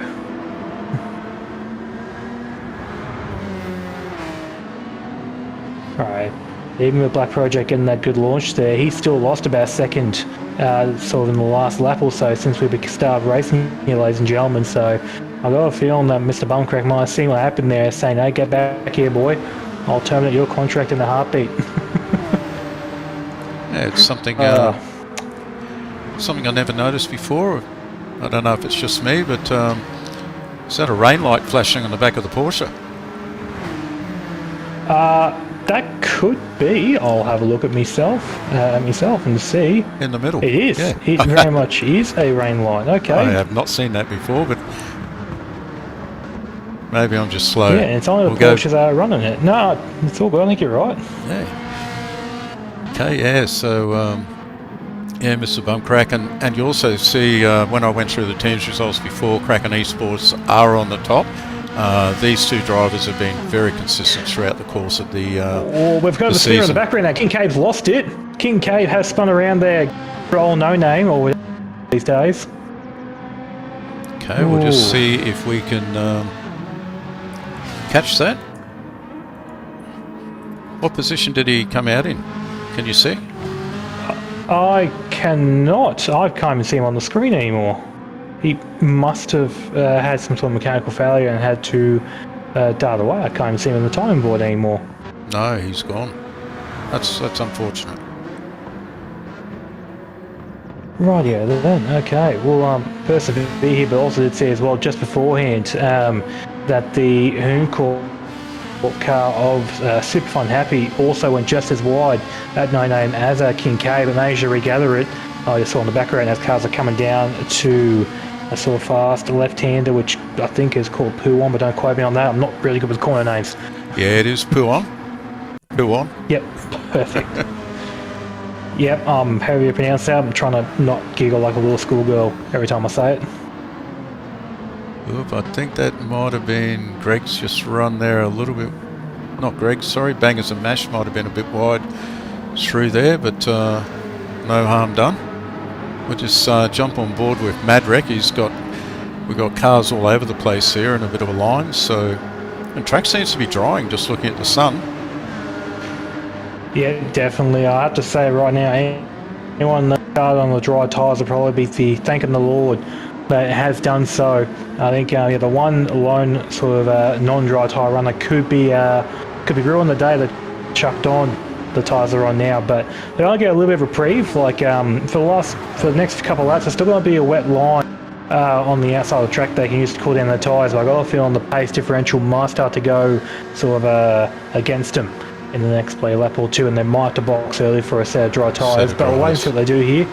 Maybe there's more rain coming. I'm not too sure. But yeah, we'll wait and see. Oh, oh, oh. Oh, there's an announcement in the background. Oh, Madric's gone. That's Madrick. B. Oh, that was... So he'll come out, I think, P13. We'll see if we can catch that one. Yep, certainly will. P13, he will there. Okay, Let's must see have if caught we out there can- by... yeah. See if we can see what happened. Oh, he's gone deep, and he looked like he had to take some evasive action there, not to hit the car in front, and he's just hit that wet on the outside of the track. Right, yeah, okay, yeah, I think, yeah, must have possibly just missed his braking marker or got checked up by Keza braking a little bit earlier. I didn't quite see where Keza braked for that corner. Maybe just had to, yeah, like I said, evasive manoeuvres and just had to get caught out by it.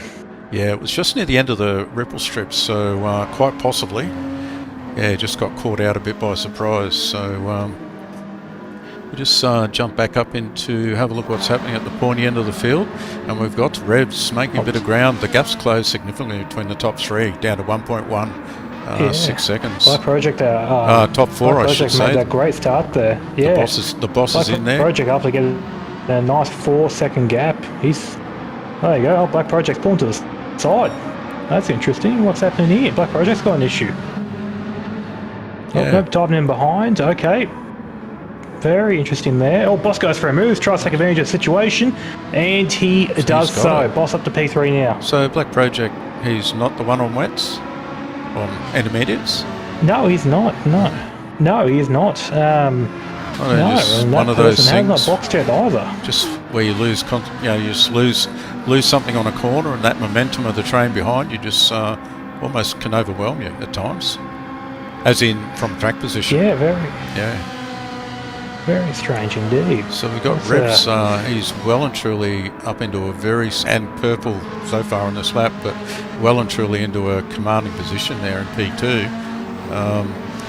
So we'll just watch over the next lap or so whether that 9/10 he can make further inroads or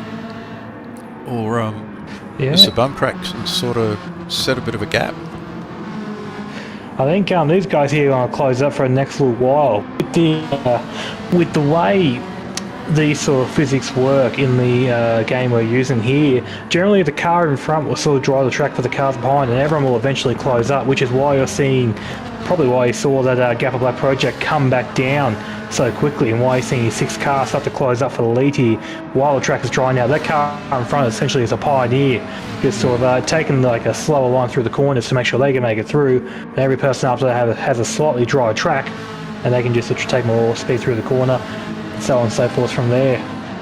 Yeah, there's some seriously fast drivers queuing up here, so and Revs maintains purple 4/10, and you certainly have the slipstream advantage. I think every driver in the top 60 is probably sitting the purple lap at this point, so watch that sort of number tumble down very quickly. As King K, we have lost him unfortunately. Shame there for the son of the driver.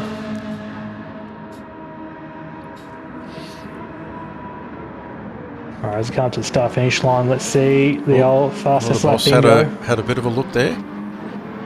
Okay, let's see. Now, I said on the previous call, I reckon that's one of the hardest corners on any track. That chicane. Yeah, there you go. And just like that, the car with the new fastest lap is Blindman P6, who will have hypothetically the driest track and the most amount of slipstream there with a 221.461. I think what the sort of like completely dry run here, you'd be looking at what, a 2 minutes 18-17 approximately.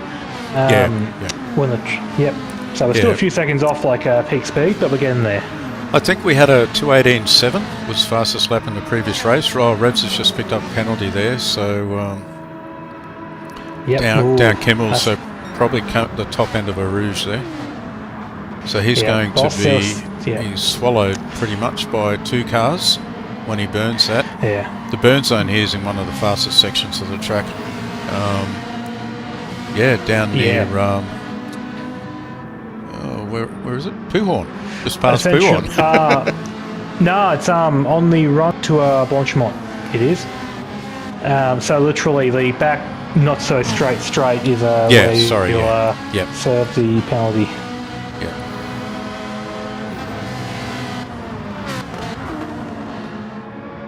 Rightio. So right now, Definitely. Revski, if you can just pull a little bit of a gap here. Oh, hang on, Black Project and Boss going side by side. Oi. Do what there, lads. Wow.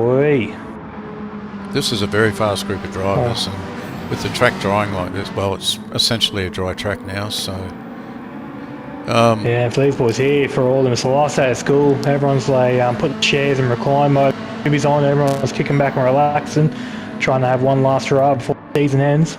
Yeah, and Mr. Bumcrack hasn't been able to pull away here at all. If anything, he's come back half a second. There they go. At Black Boss 2 and for Black 1. Project are going past. Revs won't lose any further.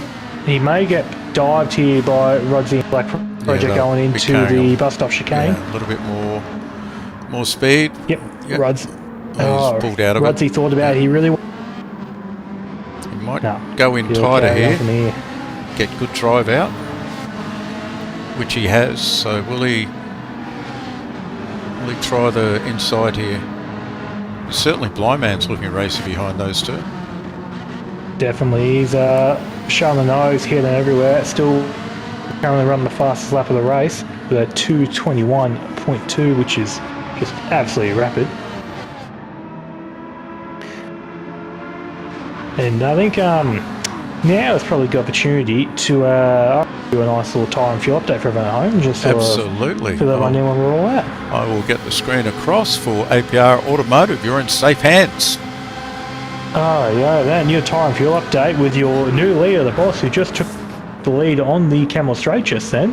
Very interesting. I missed that completely. Currently, Boss is on the medium compound tyre. He's got just under half a tank and is currently commanding the field by the scruff of the neck, with our 5 cars following close behind. Mr. Bumcrack now on P2. He is also on the medium tyre, but he has got just over half a tank of fuel, so a little advantage there for him, which should come back to help him later on in this race. Second cracking car of Black Project. He's on the racing soft tyre with the same fuel number as the cracking boss man in front. Yep. Just over half a tank. Revs in P4, he's on the medium tyre with under half a tank, probably at the same fuel number as Boss, maybe a touch less than that. Rodsy in P5, first of our Porsches, he is on the soft tyre and he's got dead on half a tank currently. Probably roughly similar fuel strat to the 2 Ferraris in front.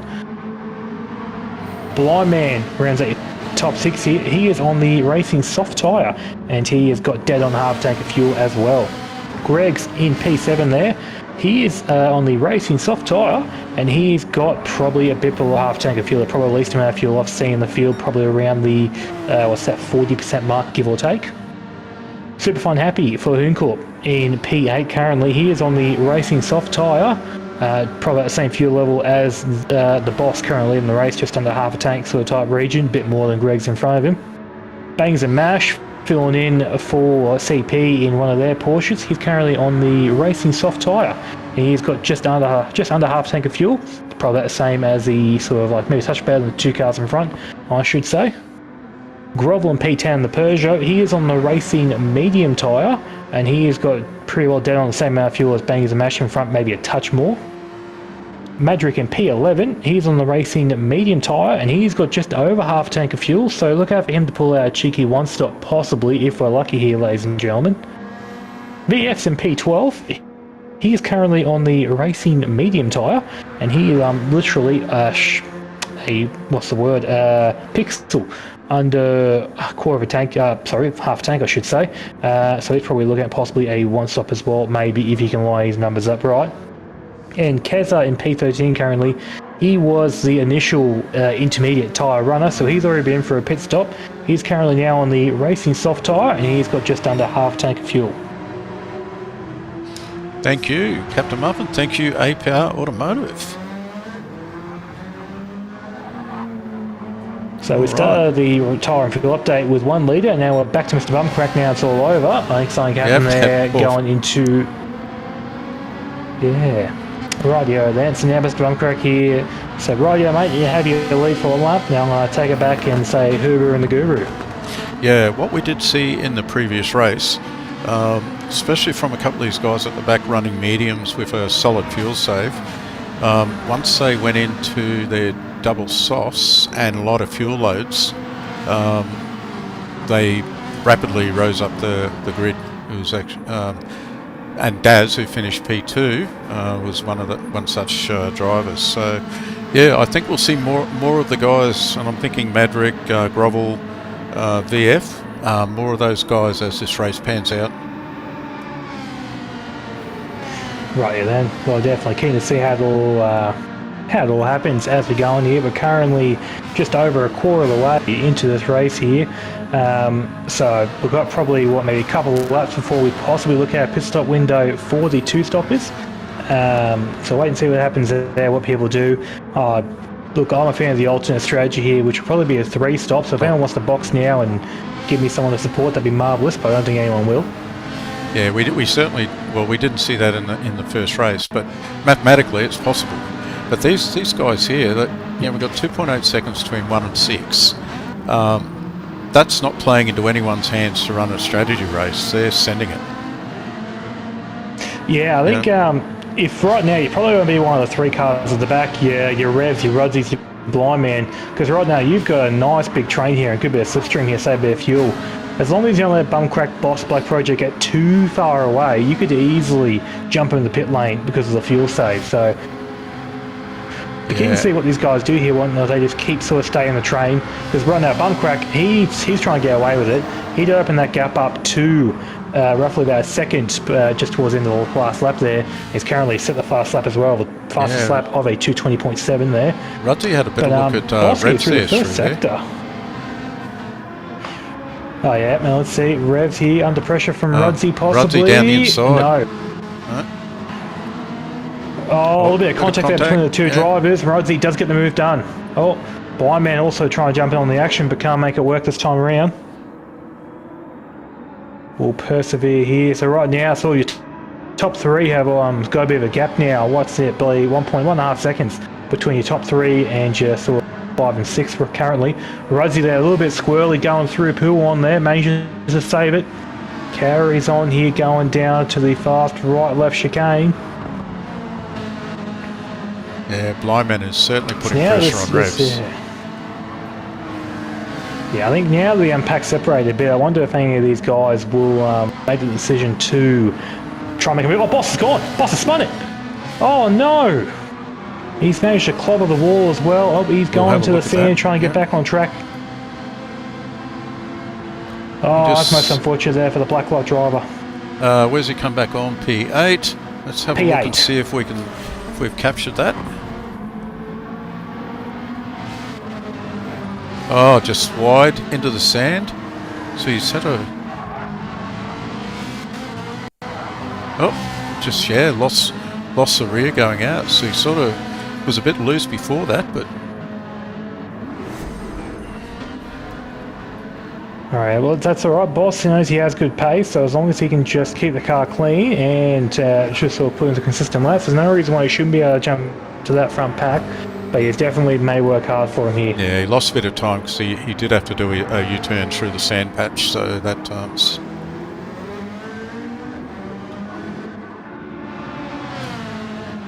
what it does mean, though, is that we currently have got a Kraken 1-2 here with a 1.5 second gap separating them from the rest of the pack. Revs or Blind Man, someone went really wide through there. But I can't see any penalties. It probably could be Blind Man. Revs and Blind Man both have a penalty themselves. Yep. So, that is a penalty when you do it in that section. Rightio then, okay. So currently the gap between the top 2 is closed up a little bit now. It's around about just under a second currently. Your P3 there and Rudsey is also under a bit of pressure there from Revs and Blind Man, who will both serve penalties next time around. So Rudsey here shouldn't have to do anything too extreme. As long as he can stay in front of the 2 cars behind him, he should be able to get a nice little gap away and probably protect himself, because I imagine most cars will be boxing this lap. I see most of them making the 1-stop at this rate, at least in that top 6 region. Well, certainly, I mean, they've all got a bit of a gap now, which can take a bit of pressure off their shift points and that sort of thing. But yeah, they ran pretty hard for 8 laps. But Black Project purple. Oh, yeah. And Revs and Blind Man about to serve their penalties here. They are. Yeah. Rev says his, Blind Man says his. And now they just try and get back up to speed and try and close that gap back up to the back end of the podium. And P2 and P3, they're the only guys in this league group on softs. So they, we've just had lost Greg's too, okay. Greg leave the room. Yeah. Most unfortunate from the driver we've there got from Symmetry. Not Revs sure what's into the happening pits. at all. He was the first to go. They are Revs playing. 3 So litres he's left. going to be doing a nice, pretty even 20-minute stints essentially. So here, first to blink off the medium tyres. Bosk follows him in. Light fuel advantage in hand, but probably not enough to jump Revs. No. Bangs and Mash also in. The important part is they've done their stint on mediums, so they can go hard now for the full race. We'll watch what fuel they come out.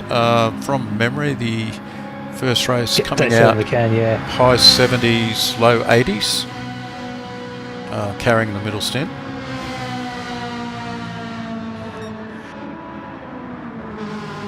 We'll wait and see. Yeah, I think that's roughly how much fuel you'll probably get out of a 20-minute stint. I reckon if you do a little bit of fuel saving, because a few of these guys here in 20 minutes have managed to drain the tank. So I'm beginning to see what some of these guys do here. Didn't catch that as Rev's he still left. fueling up, and he's Revs is still in the pit lane. Revs is brimming the tank. He's going for a full tank stint. Yep. He's gone on the soft tyre now. Yep, he's going to attack. Absolutely. Boss will also be brimming the tank. And he's going on to the medium tyre again, it appears. Alright. So he's going to think of sort of tyre life rather than outright speed.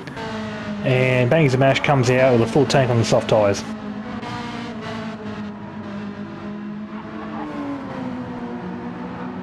Right then, so now it's a question of what do the rest of the guys do here, because your Revs and your Bosses, they're going to get a nice little undercut here on sort of like the cars in front. So surely you have to imagine, sort of top 5 at this point will have to box this lap. Like just looking at their fuel numbers, only a couple can make another lap I should say, but tyres are going to be sort of they're crying a bit there. Oh, the soft runners will be. Those in the mediums can probably do more if the fuel tank allows it. Yeah, I just let's wait and see bump crack here. probably the question. Just you said Boss came out on mediums again. Yes, Yeah, he that's definitely did. Which interesting call. yeah, interesting call. Like he might be saving softs for the last stint. Maybe he doesn't trust the tyre longevity on the McLaren currently on the soft tyre. Yeah. Maybe he's just thinking if he does the medium, the outright speed won't be there, but he'll be able to do the same lap for the whole stint, which will help him towards the back end of it. Yeah, got a great. We've got the Currently, Kraken team Rugsy in and there. Blyman have decided to go around again. Yeah, great fuel save there by Black Project, sitting at 14%, easily the best so far. And be interested to see if he chooses to do this stint on medium and come home on softs.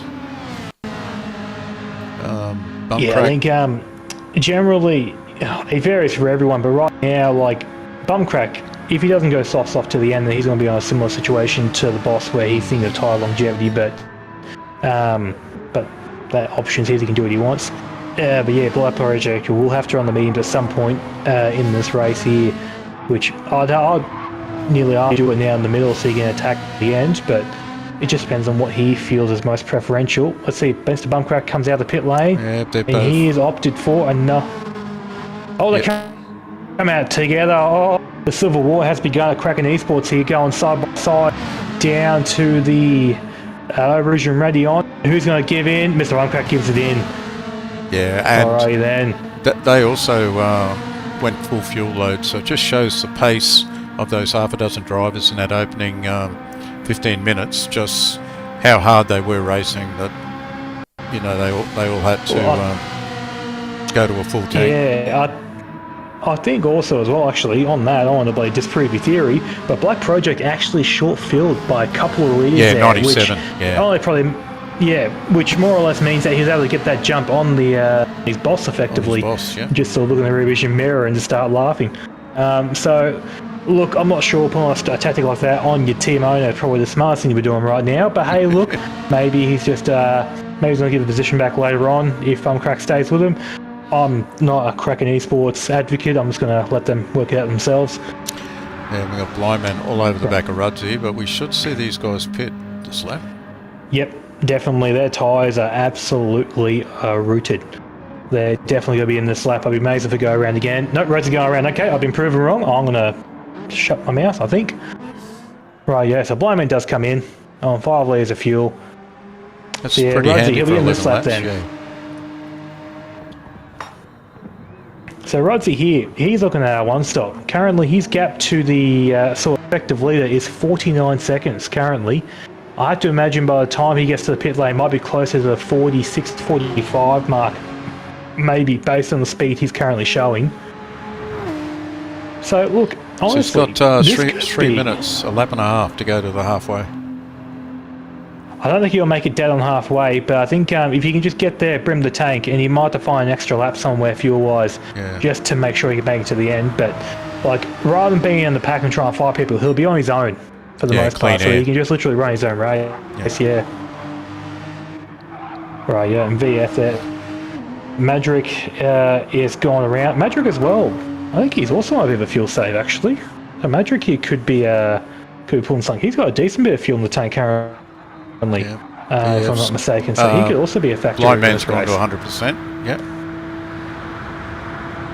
Yep, and he's come out on another set of soft tyres, right? So he's saving his medicine for the end. Yep. Right, yeah. Then okay, so gap between your blind man and your leader currently is roughly 10 seconds. So definitely great job there from the Kraken boys to pull a decent gap on the sort of like the top 6 effectively, top 5 you could say. Yep. So yeah. So effectively, Black Project's leader of the race. What we, well, actually no, the two guys in front are on a one-stop strategy, or what could be that. So Madrick's got 18 seconds to Black Project. We'll just quickly go through and just call the gaps so people can see where they are. We've got Black Project 18 seconds behind Madrick. Mr. Bumcrack TO is 7/10 behind him. We have, Rebs 2.8 behind Bumcrack. Blind Man 5.7 behind Rebs. We've got the boss further 7.5 seconds back. Super Fun Happy 3.3 seconds back behind the boss. Bangers and Mash second to a drift. We'll keep an eye on that one. We've got Grovel, who I don't believe's pitted yet, has he? Grovel, I think this is his out lap, I think. So he's literally just came out of the pit lane. Okay, yep. Grovel in P10, 4 seconds behind Bangers and Mass, and you've got Keza 36 seconds back in P11. VF another 29 seconds back, so I'm not sure what's going on with those two drivers to cause that. Their fuel tyres similar. Actually, we've got wipers on Keza's car. Yeah, I think Kez and Mike got to turn them off. I think, Oh, because definitely if it's raining, I'll be amazed. I think it's just one of the things he hasn't turned off. But one thing I just wanted to bring up quickly was sort of the gap. Yeah, Kraken boys have just rounded La Source, I believe it's called. Magic is going around for another lap. Rudsey is still putting fuel in the tank currently. He has just put the fuel in it now. Yep. He's being released. He's gone to the medium tyre, yep, okay, so plan of attack for him is run to the end, and Madrick, his teammate, is doing the opposite where he's doing the extra up now and do the soft tyre run at the end to be able to push a little bit harder for the back end of the race. So Rudsey's 31 seconds back, but he won't have to stop again. It's not a That bad might spot. stop again, and currently, from memory, factoring in a full tank of fuel for these guys, change the tyres, and the actual pit lane transit, that's probably going to be in there for close to, let's just say, 50 or so seconds. Not taking away any sort of like distance on track you sort of taking away, so it might be close towards the sort of the 43, 42 mark, give or take. So look, Rudsey here, look, don't write him off here. No, He could pull and a master stroke. he's already used his softs, so he's on mediums running home. So tyres won't be the issue. It'll be a fuel and versus lap time, lap differential. That certainly will here. I think, yeah, right, this is interesting. And yeah, it'll be. So we got Madrick. He's still 15 seconds up on Black Project. So we caught that. He just a little bit of snap on the curb. That too. Yep. Yep, definitely a little bit of a Code Brown type moment. That's all right. Carry on, good sir. It does sort of check the bump crack a little bit there, I think, and it's now put Revs just down a whiff of slipstream range here. So these Kraken boys might have to start working together here if they want to try and secure a podium finish for the two of them, because the Revs, he doesn't care about the championship, he doesn't care about the team orders, he just wants to win the race. Oh, well, winning race, he was also, I think, in P3 in the championship, so... Okay, so we're doing a shout here, alright. Actually, I'll just double check that from my notes, but that little checkup has cost Revs has picked up 8 tenths just through that little checkup. So just have a quick look at the 2A standings. Yeah, Revs is in P2 on 197 point coming this round, and Black Project in P3 on 186. Okay, alright. So yeah, that's look, I don't think currently Black Project's in any sort of like real danger of taking that P2 away from Revs, but like it's definitely made it harder for him. Like you want to try and put a gap between him and the competition, try and hopefully slot some of those one-stoppers in between him towards the end of the race here. But right now, like Revs looking for a move, Mr. Bumcrack here, going into the chicane. No, can't make it happen there. Revs thinks better of it. But really important, Revs does finish around this trio. The other part is because he's a fair way ahead, but coming into this round, Black Project and Blind Man were tied on points for third at 186. Oh, okay, right, yeah, then. So that's look, not good news for Blind Man, but look, he only needs a couple of spots. Like he's only 4 spots away from Black Project, and what Black Project here on the mediums, Blind Man on the soft. So he should make up time this stint, but it's going to invert back. I imagine come the next stint. I have to imagine Black Project will check on us soft to come home with, while Blind Man will have to run the mediums because I don't believe he's ran them yet. No, and one of Blind Man's strengths when he is in open space like this, he's very good on fuel, while maintaining a fairly decent lap time. I can see how little pans out. Also, as well, I forgot to mention that Madrick has also done his pit stop. He's just dropped a 2:19.757. Wow, okay. And just for those keeping on the one-stoppers at home, Rhodesy currently P5. He's about 16 seconds away from the lead. Just comparing lap times there. I haven't got a representative time from Rhodesy yet. This is his out lap, so I'll get one in a second when he crosses the start-finish line next time around. Madrick here still in his out lap. He is on the racing soft tyre, currently P10, 45 seconds on the lead, so I can't see Madrick threatening for the win today, but definitely top 5 on his one-stoppers on the cards. Yeah, as the others burn through their pit times on their second stop. But Rodsy's under a bit of pressure from the boss, so it'll be interesting whether he holds his ground and lets the boss go and stays true to the strategy, or he gets suckered into a fight. Oh, look, I think if Rodsy here, if you want to be smart here, if boss goes for a move, open the steering, let him go through, take that slipstream advantage you'll get from it and just power on. Yeah. But currently here, looking at previous lap times, you saw the top 3 were all doing like 2-minute 20s effectively, as Mr. Bumcrack's got a penalty there through a Rouge Radion. Rodsy did 2-minute 21, so only losing the second. That's not a lot, got him, really. And he's almost got a double jump there. Oh, Bumcrack though trying to get a little over-under score there, but can't make it happen. Yeah, and he's got to burn a penalty here. Bumcrack's earned a penalty.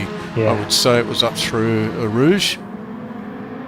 Yep, no, definitely that's where he got it. I think I just caught that while I was going through the grid.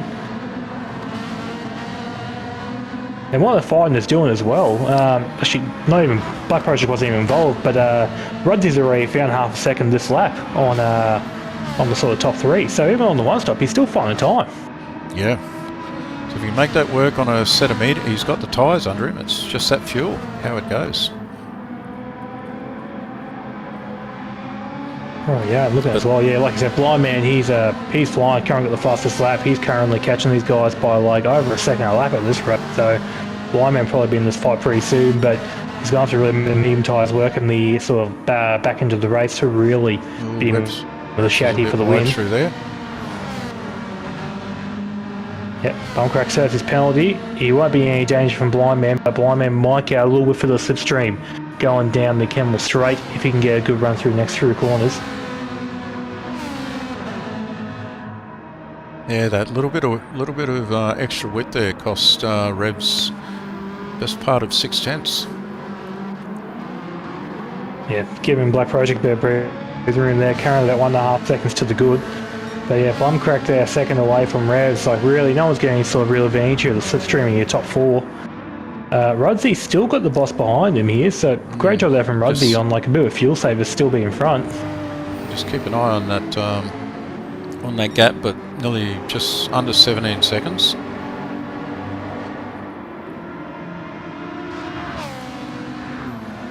Yeah, I think if you're the boss here, you should be able to get a good enough run. Region ready on Kemmel straight should be easy pickings for him here, I'll have to imagine, unless boss is doing an impromptu one stop here, but he definitely doesn't have enough fuel to do so, so I'm not sure what he could be planning here. Let's just wait and see. Going up through the chicane here, or Rouge and Radion, whatever you want to call it. Boss here, does he go for the inside move?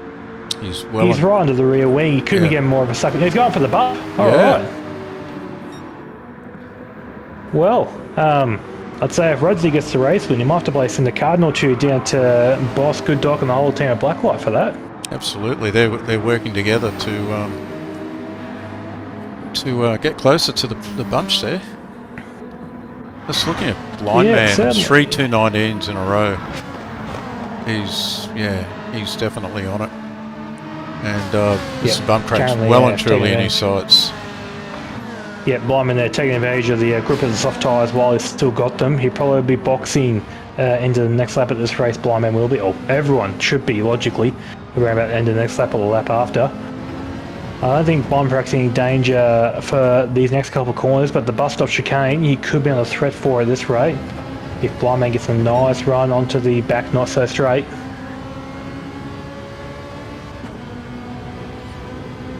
Yeah, less than half a second the gap currently.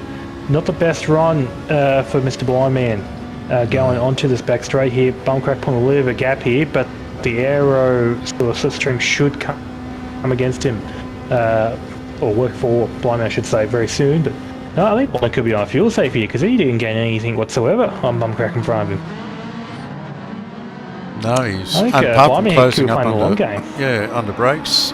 He's only 3.4 seconds off the lead. So there's not much between these 5, but at the moment with P5 and Rudsy, he's drifted out to 18 seconds, but if what we think is true, he doesn't need to stop again. Yeah. And we're just looking at his lap times. Yeah, I think look, Rudsy here. Yeah, right. Rudsy here could pull another master stroke. Like if Blind Man can get in front of Bumcrack and put some time and some gaps between the cars behind him, he may stand a chance of beating Rudsy here. But right now, Rudsy, with the help from the Blacklight McLaren driven by Boss, this really could be Rudsy's race to lose, I think, right now. Yep. Looks like there we go. No, Boss says, rightio, I have my phone. I'm going to take that spot now. Hippity hoppity, that spot's down my property. Rightio then. And this will be good for Rudsy from a bit of a slipstream short shift scenario. Definitely. The dirty through the corners might wear his mediums a bit quicker, but right now the mediums, they aren't really wearing too hard for him, so he's kicking it forward a little bit of that. Like, it's fine. And look, I have to imagine Boss is going to be in this lap anyway. Oh, Rudsy goes from move back. Okay, fuel saving be damned. He's getting the spot back. All right. Rightio, Rudsy, carry on, good sir. I'm just going to shut up and let you race before I try and commentate you into oblivion. Right. I thought it was run and done, and I changed the camera onto another car. Yeah, okay, yeah, oh mate, I thought it was too. Blind Man as well has also gotten past Bumcrack there with missed as well. Bumcrack now to Bumcrack to P4, I should say. Blind Man into P3. Currently 1.8 seconds off P2 there right now. But I'd have to imagine that Blind Man might want to think about stopping again soon to change over the size if he wants to split the strap evenly. Yeah, so Blind Man started on... He's done 2 softs in share, so he'll go to mediums. So he won't have a tyre issue going home. And it's been surprising tonight. The guys on mediums, they've been able to hold their own with the soft drivers. So I think it's the nature of the track, high speed. Yeah, be interesting. Yeah, oh, without a doubt. And there you go, alright. Or Rudsey and Boss trying to go too wide through Blanchimont. Thankfully, Boss backed out of it. Rudsey on the defensive here going into the bus stop chicane. We're 40. And Boss doesn't box this slab, going around again. Yeah, 41 minutes into it, and there's under 4 seconds between the top 4. That's close racing, I'll tell you how much for free, ladies and gentlemen. That's what you want to see. A couple of currently right now, gap between... Go on, sorry, you're good. I was just saying a couple of interesting things there. We've got Grovel is up into P8 now, so he's just been able to, I think through a combination of fuel save and consistent laps, like he's doing 220s. He's definitely picked up the pace and positions, and he's got pretty much 4 cars in his line of sight, so we'll keep an eye on him. Yep, definitely does. I think Grovel should be boxing as well in the next 2 laps, just judging by his fuel number. Tyres could make it sooner, but currently about 2 laps or so and Grovel should be in. Bangers and Mash currently in the pit lane currently. He is the first of the people to do the second stop effectively, I believe, so he'll run to the end from here. We'll see what he can do in the PP Porsche. Oh, it's VF spun in front of the leaders. Oh my! Oh, and he's collected. Man, oh no, never mind. I think it might be all right. Let's just wait and see here. Yeah. Yeah, no, he certainly has, and nothing VF could have done there. It's just where he spun out and just happened to be right where the cars were coming into. Much unfortunate. Find where he is. Let's see if we've caught that on the replay. Yeah, unfortunately. Oh, he's gone VF wide out there. Well. Yep. Oh. Yeah, VF currently racing on a controller tonight, so he's in very unfamiliar territory, unfortunately, for the Datsun driver. Yeah, he's had 2 cars clip him. He's back on. Yeah. I guess the key is, I'll just fix this up. Any of those cars carrying damage in the top? Blind Man was, but has since gone away. Yep. I didn't catch anyone else, unfortunately, that did. And Revs currently right now, the top 4 fight. 2 of them have decided to box. Revs is box and Bumcracker's box. Bumcracker with a decent fuel save there. Look at that. Look at the difference. 18 litres. Yep, Boss also comes in. Rudsey, right, here's the gap you want to watch, ladies and gentlemen. Rudsey at P3 now. He's just gone through the, across the control line. Carrying around La Source. Bumcrack, he's just getting the tyres put on the car now, and fuel's going in, and Rudsey is powering down the Camel Straight. Alright guys, so that's the race, ladies and gentlemen. The 1-stop versus the 2-stop. Black Rose versus everyone else. Let's see what happens here, and also have a look at Madrid as well, see where he is. Madrid currently P5. So Bumcrack has jumped him.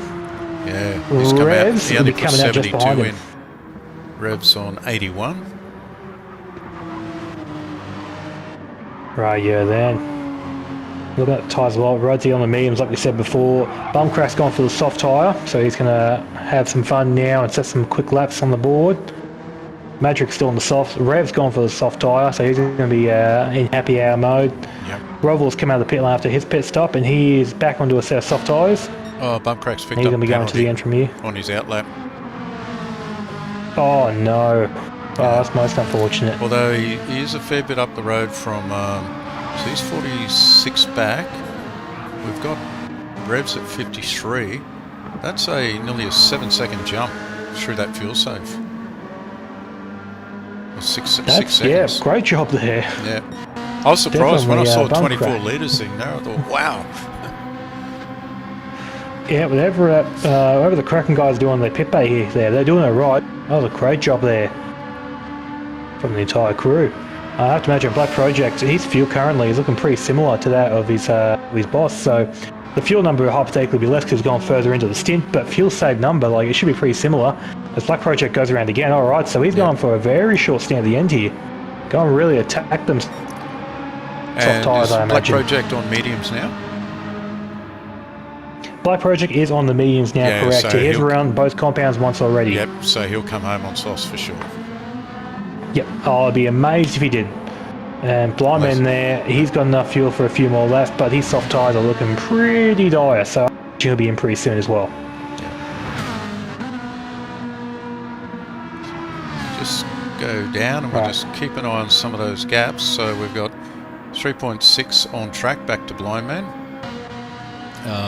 And 18 seconds back to Rudsey, who is 22 seconds off the lead. And 25 seconds to the advantage of bump cracks, so he could come out of this still 15 seconds ahead with Oh, comfortably, 12 absolutely. minutes to play. Look, I think Rod's here might pull a master stroke, and definitely the guys at Blacklight definitely getting the case coming their way if this does come out the way it does. Boss there pulling the ultimate and I guess not really intentional team game there, giving Rodsy the bump draft going on the straights for a couple of laps. That's really just secured the position he's in now. Yeah, and that slipstream into the pit stop. Grovel's up to P7 now. Has he pitted? Yeah, Grovel has pitted, so he's going to the end from here. He's got just under a 3/4 of a tank of fuel, so P7 there is natural positioning there. Of course, the top two cars haven't boxed yet for their final stop, but I can't see Grovel getting past them when they do. No. That's a really good comeback from where he was. I'm pretty sure he was down 11 or 12 earlier in the race. Yeah, he's doing a great job there for the guys at Doghouse and the rival Performance Peugeot. Currently as well, I'm not sure if he's purple, but Revs is putting in a crack of a lap here. He's currently at least up on his PB, but I haven't seen if it's purple yet. I'll try and catch it at the next sector split and see where he's up to. Yeah, second I behind. have to imagine Maverick. Bumcrack shouldn't be too far off either. No, these guys on light fuel and softs. I think we'll see an 18 in the fastest lap, that's for sure. Yep, definitely. Black Project's in, there you go. Alright, so Yeah, he's that's falling pretty it. solid Wyman's fuel coming in save as too. well. Yeah. Yep, great job there. And Rudsy's coming around Blanchimont now. So he'll be well and truly around turn one before these guys get fuel in the tank, I reckon. Yeah. So we're going to know pretty soon just where all this plays out for the last 11 minutes. Right. Oh, Revs are getting past the snap other. oversteer. Oh, yep, right, yeah, then. Currently as well, tyres only going on to Black Project's car now. Now the fuel's going in, and Rudsy's already making his way around turn one. So there you go. That's the gap, ladies and gentlemen. Here it is. Rudsy taking the effective lead of the race for Black Rose. The one-stop strategy coming in clutch here, ladies and gentlemen. Still fuel going in the tank for both Black Project and Blindman. Bumcrack's coming on the main straight now. He is going to be close with Black Project on exit, who's coming out now. Just over half a tank, soft tyres. Bumcrack, nope. He's well and truly light fuel load, just got a over gap to close up 50%. to. Blindman definitely has got some work to do. Yep.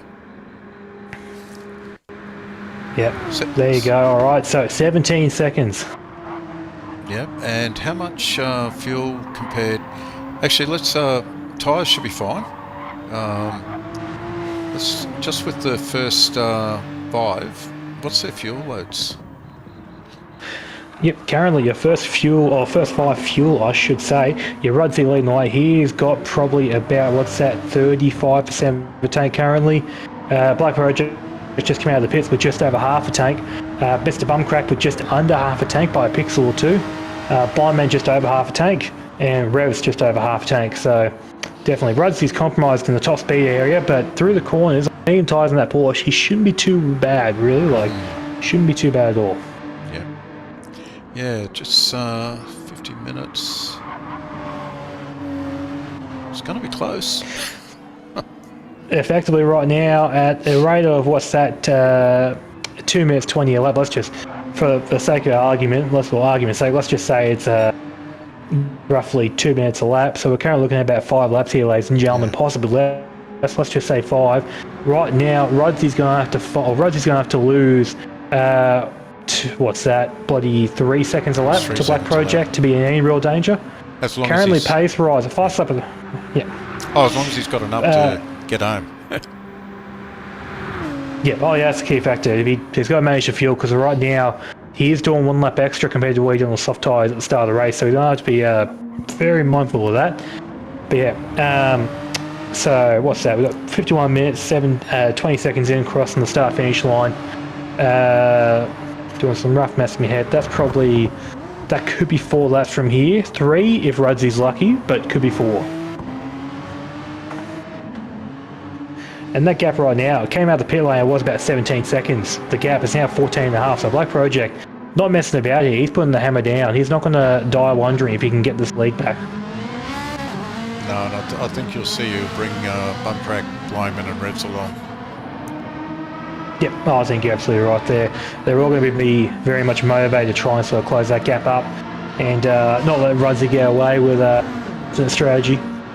Currently, really, the gap of the Camel Straight covers them all. Yeah, absolutely. And when they can see each other, they'll chase. Yeah. So the extra motivation you get. Yeah, just off Maverick. Rev's got Maverick 5 seconds back. Just interested to see where Grovel's another 20 back off there, and then back to the boss. He's only got 1.8 beyond the boss, so we couldn't see Grovel and the boss. And yeah, they've both got a good gap over Super Fun Happy. So a couple of little battles here and there.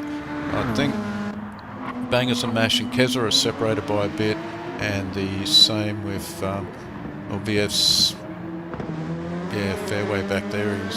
He's had another issue somewhere along the line as well. As you said, on a controller can't be fun. Some of those lap times. Look, I think he's trying his best without a doubt, but I think I've tried driving control before in this game, and I'm normally driving on a wheel, and it's just really hard to get used to. Like, definitely, there's some great controller drivers in this league and within the greater Gran Turismo community, but a wheel driver jumping controller, it's hard. It's very hard. Yeah, that's right. Kudos to him coming to the final round and running under those circumstances. Great work. Right, going back here, just remind everyone the gaps. Rudsy about to come across the start-finish line. The gap that was about 14.5 seconds last lap has just gone below 11. This is going to be tight. This is going to be really tight. Yep. That's 3 seconds a lap. That's actually 4 seconds a lap. 4 so seconds. Black Project here is not going to die wondering. This is going to be tight as. No, and you've got Bumcrack well and truly there. So yeah, purple. That's a 219, almost flat. Yeah, mate, might as well call it flat for that. By 5,000, so I would just call it flat. Flat. And and Blind Man as well. I think Blind Man's pulling Revs along here, so definitely if Blind Man can close that gap to Bumcrack on raw pace, and Revs going to get a little free kick out of this.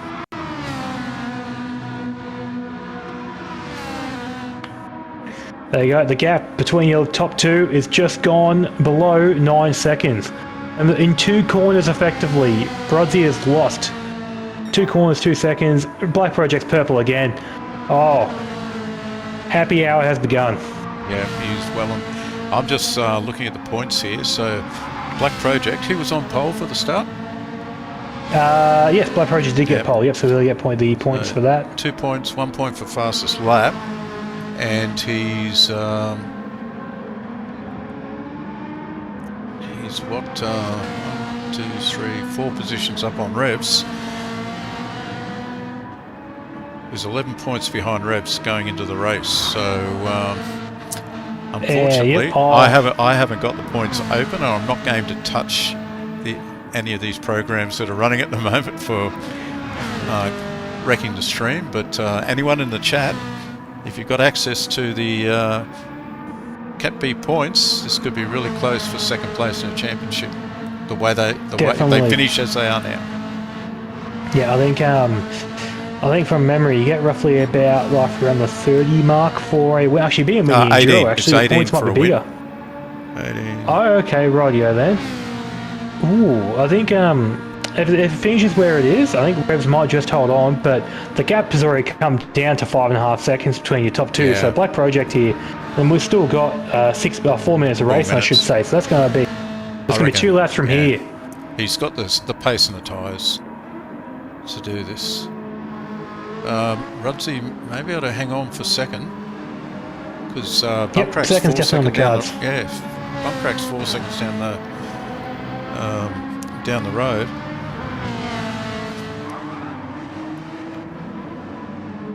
Yeah, okay. So currently less than 5 seconds down the gap between your top two, and the gap is just closing up massively. And again, this could put Rudsey up into 4th place in the championship. So yeah, there's a lot hanging on these last few laps. Oh, this is almost as entertaining as the more entertaining, I should say, than the Supercar final series here. Actually, we didn't need to change the points format to induce entertainment. We just did naturally here, ladies and gentlemen. Yeah, we just had Wade in the chat. Oh, Saying, we've got a spinner at the.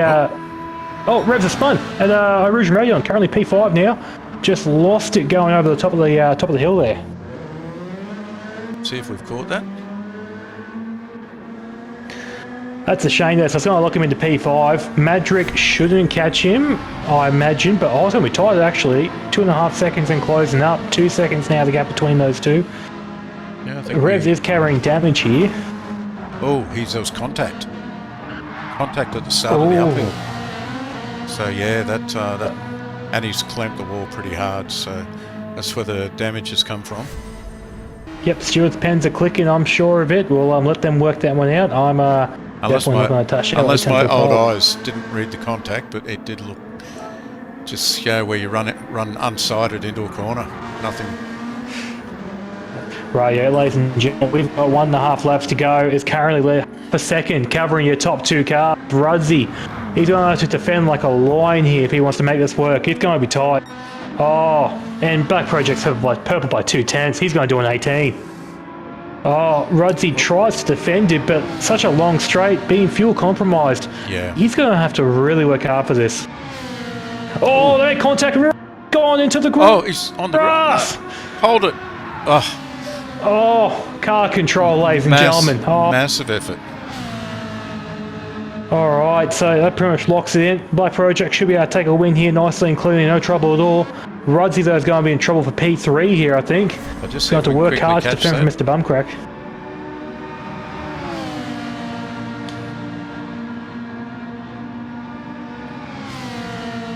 Oh, just a bit of contact there, I think, on the going around the outside of the corner. But sensational job to be able to hold that. Yeah, well and truly. Great job there. Great car control from Rudsey, the Black Rose driver. I think right now what it's done is left him vulnerable to Mr. Bumcrack here. Like, Rudsey can only go so fast in a straight line with the fuel he's got, so he's just really a sit and duck unless he can This will be the last lap, I think. Yep, this absolutely will be. Yep, well and truly. We might get a few cars not make this last lap as a blind man's picked up a penalty somewhere.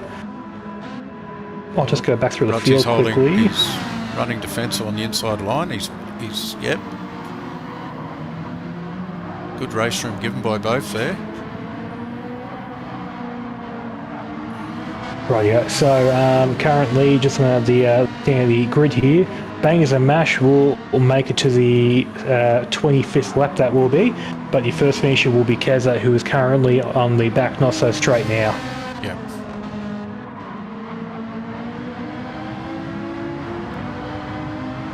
Right, yeah, then, but what a performance from Black Project here. To start on the pole, to be at that one point in a hint of doubt to get this win. He's now got 5 seconds on the field. He is finishing off the season in style. Revs are guaranteed to be P5. Get your calculators out. This could be on here for the championship. Oh my God, Rudsey and Bumcrack. Oh my God, what's happening here? Rudsey is defending his life. Yeah. Has he got the fuel to put the boot into it all the way home from here, do you think? Absolutely not, he doesn't. He's going to struggle to make it home on the half speed currently. Like, he's going to have to pray for a bump draft, which I don't think will come his way. No.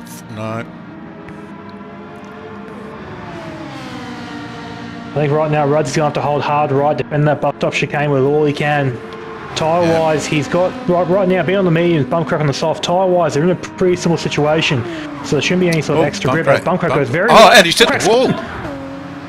Oh, wow. As Blind Man's coming around, he's going to take P3 away. Bit of a Bradbury there for Black Mr. Project Blind Man. crossed the line first. Rudsey in P2. Yep. We'll get back to that. Yep. Black Project takes the win. P3. Blind Man P3, sorry. Wow. It's all gone off. Bumcrack's held it together for P5. We'll just quickly look at the rest. 7 seconds back to Revs in P5. There you go. Get a little bit of me time solid there drives for these Revs. guys in the championship. And look, Grovel, magnificent drive into P6.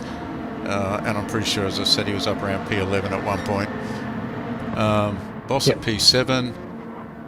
I might just see if I can quickly catch that replay. Oh, he's out of fuel. Madrix comes through. No, he's lifted off, I think. Oh, right. Yeah, Might be we'll let that go. there. I'll just quickly see if I can capture that.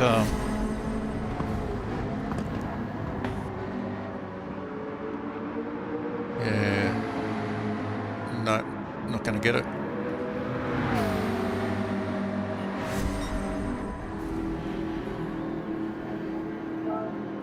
Right, yeah, bangers and mash there. We'll cross the line to finish P10, Magic and P9 on absolutely no fuel at all. And that right there is Division 3 / Cat 2A for the season, run and done. Okay, we'll just get the results up. I hope people were very quick with the calculator, but definitely with Mr. Bumcrack's finishing position there and a bit of drama with the wall on the last lap, second last corner, but I'm pretty sure he provisionally is the Cat 2A season champion, but I'll leave that up to the mathematicians or those with a calculator and the points table handy, because it'll certainly be close between Black Project, I think, may have just pipped Revs out, but either way, that's podium in the championship, and you saw the guys show their colours in the race. Absolutely sensational. So I will just get the results going. Okay, round 8, Cat 2A, last race of the season. Black Project, total race time of 1 minute and 53.307 seconds. Pole position and also best lap at 2:19 or 2:19 flat. P2 with a one stop, Rudsey. P3 on the podium, Blind Man. Solid race and some great fuel and tyre tactics through there. Bumcrack, who had that last incident on the last lap, has come in P4, Revs P5, Grovel P6, P7 Super Fun Happy, P8 the Boss, P9 Madrick, Bangers and Mash in 10, Keza in 11, VF driving on a controller in a fair bit of pain with a really crooked back.